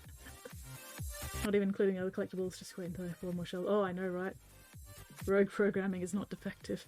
Yeah, it's not defective, it's rogue. And we have another sing mode. Oh my gosh. Well, are you going to provide me with an idea of something to sing, or am I just gonna have to make shit up? You know what? You know. No. Fuck you. I'm making shit up. 4 white horses on the river, hey, hey, hey. Up tomorrow is a rainy day. Come along and join our shadow play. Shadow play is a ripe banana, hey, hey, hey. Up tomorrow is a rainy day. 4 white horses on the river, hey, hey, hey. Up tomorrow is a rainy day. Come along and join our shadow play. Shadow play is a ripe banana, hey, hey, hey. Up tomorrow is a rainy day. 4 white horses on the river, hey, hey, hey. Up tomorrow is a rainy day. Come along and join our shadow play. Shadow play is a ripe banana, hey, hey, hey. Up tomorrow is a rainy day. 4 white horses on the river, hey, hey, hey. Up tomorrow is a rainy day. Come along and join our shadow play. Shadow play is a ripe banana, hey, hey, hey. Up tomorrow is a rainy day. 4 white horses on the river, hey, hey, hey. Up tomorrow is a rainy day. Come along and join our shadow play. Shadow play is a ripe banana, hey, hey, hey. Up tomorrow is a rainy day. 4 white horses on the river, hey, hey, hey. Up tomorrow is a rainy day. Come along and join our shadow play. Shadow play is a ripe banana, hey, hey, hey. Up tomorrow is a rainy day. 4 white horses on the river, hey, hey, hey. Up tomorrow is a rainy day. Come along and join our shadow play. Shadow play is a ripe banana, hey, hey, hey. Up tomorrow is a rainy day. 4 white horses on the river, hey, hey, hey. Up tomorrow is a rainy day. Come along and join our shadow play. Shadow play is a ripe banana, hey, hey, hey. Up tomorrow is a rainy day. 4 white horses on the river, hey, hey, hey. Up tomorrow is a rainy day. Come along and join our shadow play. Shadow play is a ripe banana, hey, hey, hey. Up tomorrow is a rainy day. 4 white horses on the river, hey, hey, hey. Up tomorrow is a rainy day. Come along and join our shadow play. Shadow play is a ripe banana, hey, hey, hey. Up tomorrow is a rainy day.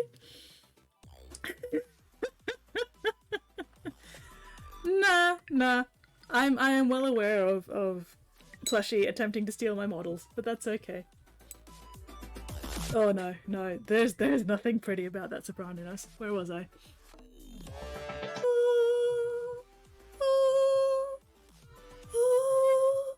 White horses on the river, hey, hey, hey. Up tomorrow is a rainy day. Come along and join our shadow play. Shadow play is a ripe banana.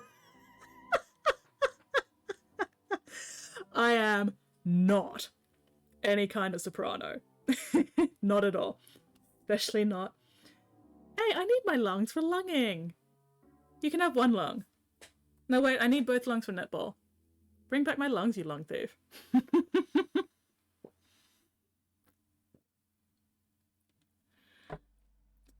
Yeah. I'm pretty sure I'm some flavor of alto.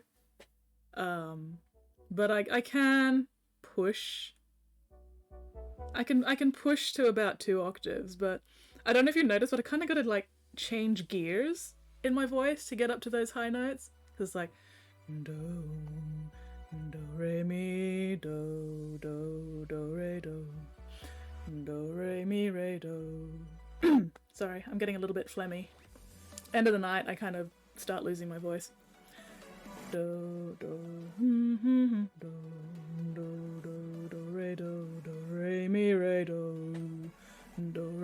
fa mi re do, do re mi fa so fa mi re do, do re mi fa so la ti do, do re mi fa so la ti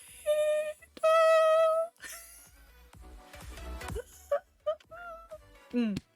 It'd be a bit easier if my throat wasn't starting to hurt. I've never had personal singing lessons. I used to be briefly in choir for I was in choir for grade 6, grade 7, and I think part of grade 8.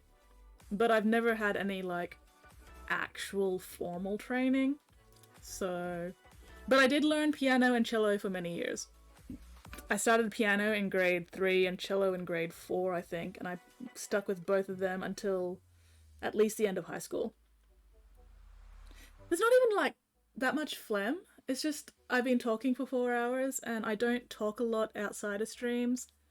So... Sorry, correction. I've been talking for 3.5 hours. But outside of streams, I don't talk. So when I am talking for 3.5 hours, my throat gets very sore. Moist. Yes. Moist. But no, I did used to be in choir, if that counts.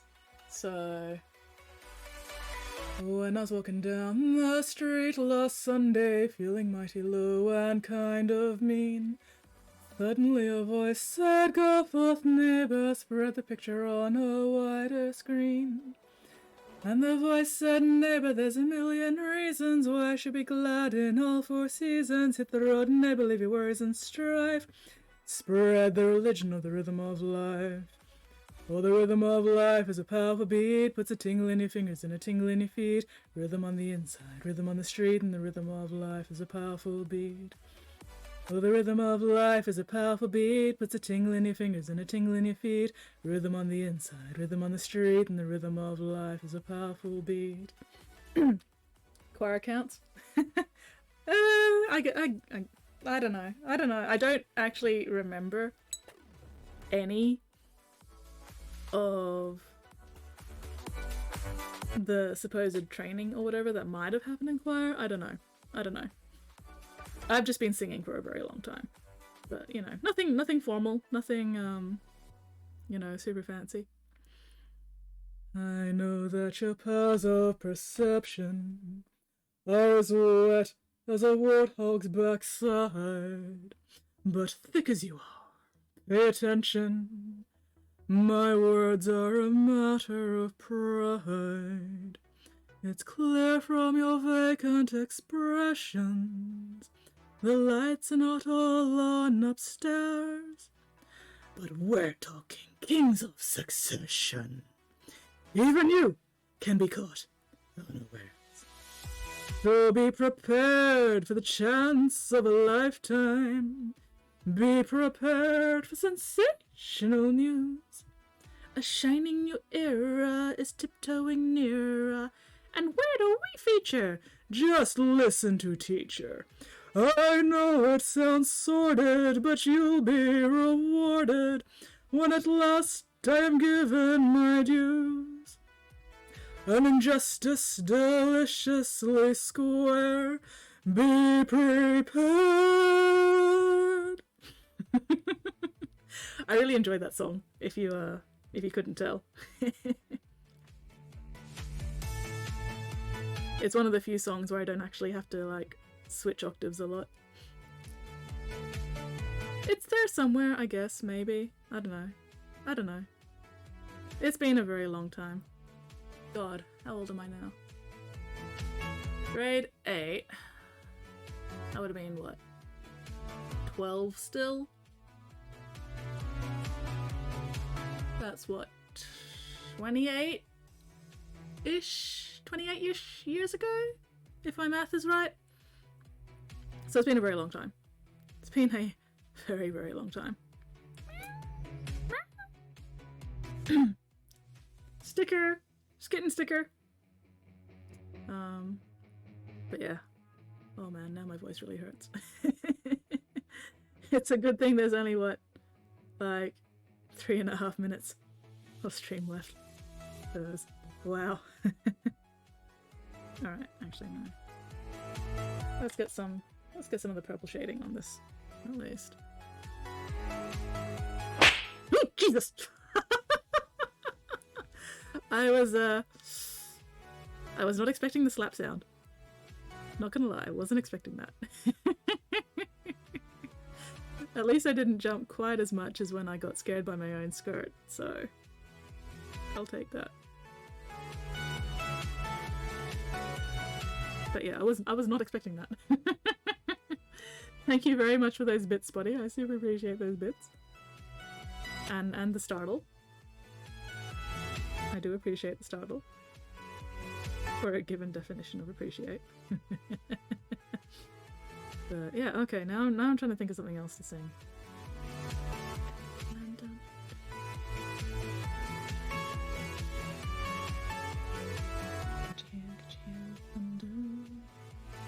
Better run, better take a run. I said, do you speak of my language? He just smiled and gave me a Vegemite sandwich. He said, you come from the land? No, I can't quite get that song to fit in my head properly. I don't know why, but Land Down Under just doesn't like fitting in my head for some reason. I can sing along with it just fine when I can hear it, but if I don't have it playing, I can't hear it in my head, so I can't sing it properly.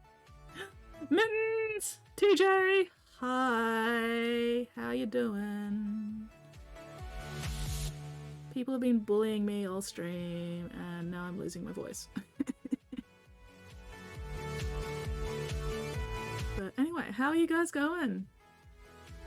What is up with you tonight? I am also glad you caught me, Mittens. It is always an extra special delight to see a Mittens in my stream. Extra special. Well, I'm not going to be able to talk tomorrow. Not that that's ever stopped me before. Ugh. But anyway, what have you been up to? The both of you, both TJ and Mittens, what have y'all been doing? Everybody has been bullying me, Mittens. Spotty has been bullying me, Rathmore has been bullying me, Art Plushie, dearest Art Plushie, has been stealing my lungs and my minis. So I think that also counts as bullying me. My lungs have been stolen and she won't give them back. You got a job? Excellent, excellent. Congratulations on the new job, TJ. Yay! Income, yay! So, fingers crossed that job goes well for you, TJ. Fingers crossed. But yeah, just shameful amounts of bullying. It's just, I'm so glad you're here, Mittens. Maybe you don't want to think about a man in Brussels 6'4", full of muscles, selling bread? Is that what he's selling? Why is the man from Brussels selling bread? You'd think he'd be selling Brussels sprouts. Or something. Anyway, I heard the Stream Raiders thing, which means I get to do this last fight, and then I get to find somebody to raid, and tell you all to fuck off. So I can go have a midnight snack and go to bed. Spotty attempted to bully me twice, but he failed both times, so that's okay. Oh wait, Spotty also triggered sing mode, so he absolutely bullied me. Ban everybody. Not everybody, Mittens. Don't ban Squid. Squid has been good. Anyway. I hear breath control. You can hear breath control? Wow. Okay. That's not something I do consciously. The gang is all here. Excellent, excellent. Alright, let's have this last Stream Raiders. I want to sing something else now. Fuck. The window, a second story window. With a heave and a hoe and a great big throw, he threw him out the window. Hickory dickory dock, the mouse ran up the clock. The clock struck one, the mouse ran down and threw it out the window, the second story window. With a heave and a hoe and a great big throw, he threw it out the window. I'm getting bullied again? Oh my gosh, third time lucky, Spotty. There we go, third time lucky. See, I'm getting bullied. Mittens, ban Spotty. The window, the second story window, with a heave and a hoe and a great big throw. He threw him out the window. 6 bottles of Gloss-Non oil and Reichland, 2 bottles of Gloss. Is this the new stuff, or are you stocking up on the old stuff before the new stuff gets in? Working away sucks. Oh, dang. Well, sooner or later, you'll have a break, and then I'll be able to paint stuff. Alright, most kills, Via. Most assists, me. Hell yeah, go me. Me, Wimerton, Via, Nergtet. Potter Guys, Spotty, Weirdling, Gentleman, Sob, Ceci, and Enrica. They discontinued the gloss shades? Ah, so yeah, restocking. Okay, well, stocking up. There we go. Gentleman Hoops, Upman, Ossa, and Weirdling, congratulations on your prizes. That's right, yeah, they did discontinue the gloss shades. Forgot about that bit. Well, I'm glad you managed to restock before they all vanished. Those are going to be in short supply in the future, I suspect. Well, obviously. Anyway, alright. Expect these to last me at least 10 years. Assuming they don't dry out first. I mean, they shouldn't. If you keep them sealed, they shouldn't dry out until you start using them. But no, the shades are pretty good at not drying out. Anyway, so that was the last Stream Raiders for the night. Because it is now 6 past midnight. Happy Monday! Spotty! You're slacking. Oh no, wait, you did say it. Never mind. Happy Monday, everyone. And yeah, let's find somebody to raid. Somebody tell me who to raid. I couldn't be bothered looking for somebody to raid. I need to clean my paintbrush. Yeah. Mary, Mary, quite contrary, how does your garden grow? With silver bells and cockle shells, so throw 'em out the window, the second story window. With a heave and hoe and a great big throw, we threw 'em out the window. Thank you very much for those bits, Spotty. And happy fucking Monday to everybody. It is now Monday here, East Coast Australia. But it is not yet Monday where Art Plushie is. So. Ooh, Janet. It's been a while since I raided Esmeralda, I think. Let's go raid Esmeralda. It's been a hot minute since I last said hi over there. Ooh, Froggy the Gamer Girl? Ooh, somebody new. Somebody new. Ooh, damn it, now I have to make a decision. Have 30-year-old ink shades. They hold up well, properly stored. Yeah, the shades hold up pretty good. Like, the number of times I've left a shade or a contrast paint open for multiple days. And they've been fine. Yeah. Anyway, alright.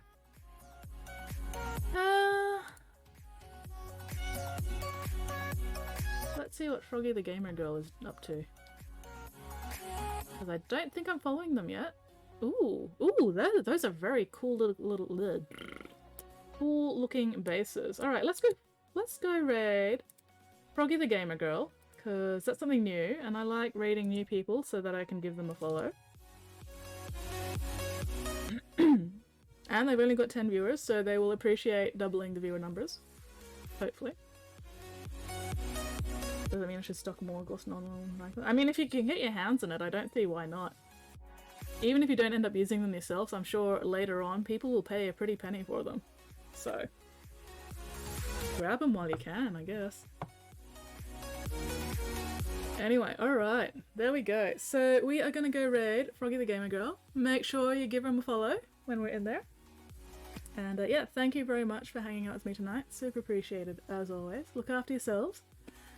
Look after each other. Thank you very much, Mittens. And I will hopefully see you guys all next stream. And hopefully I have my voice back by then.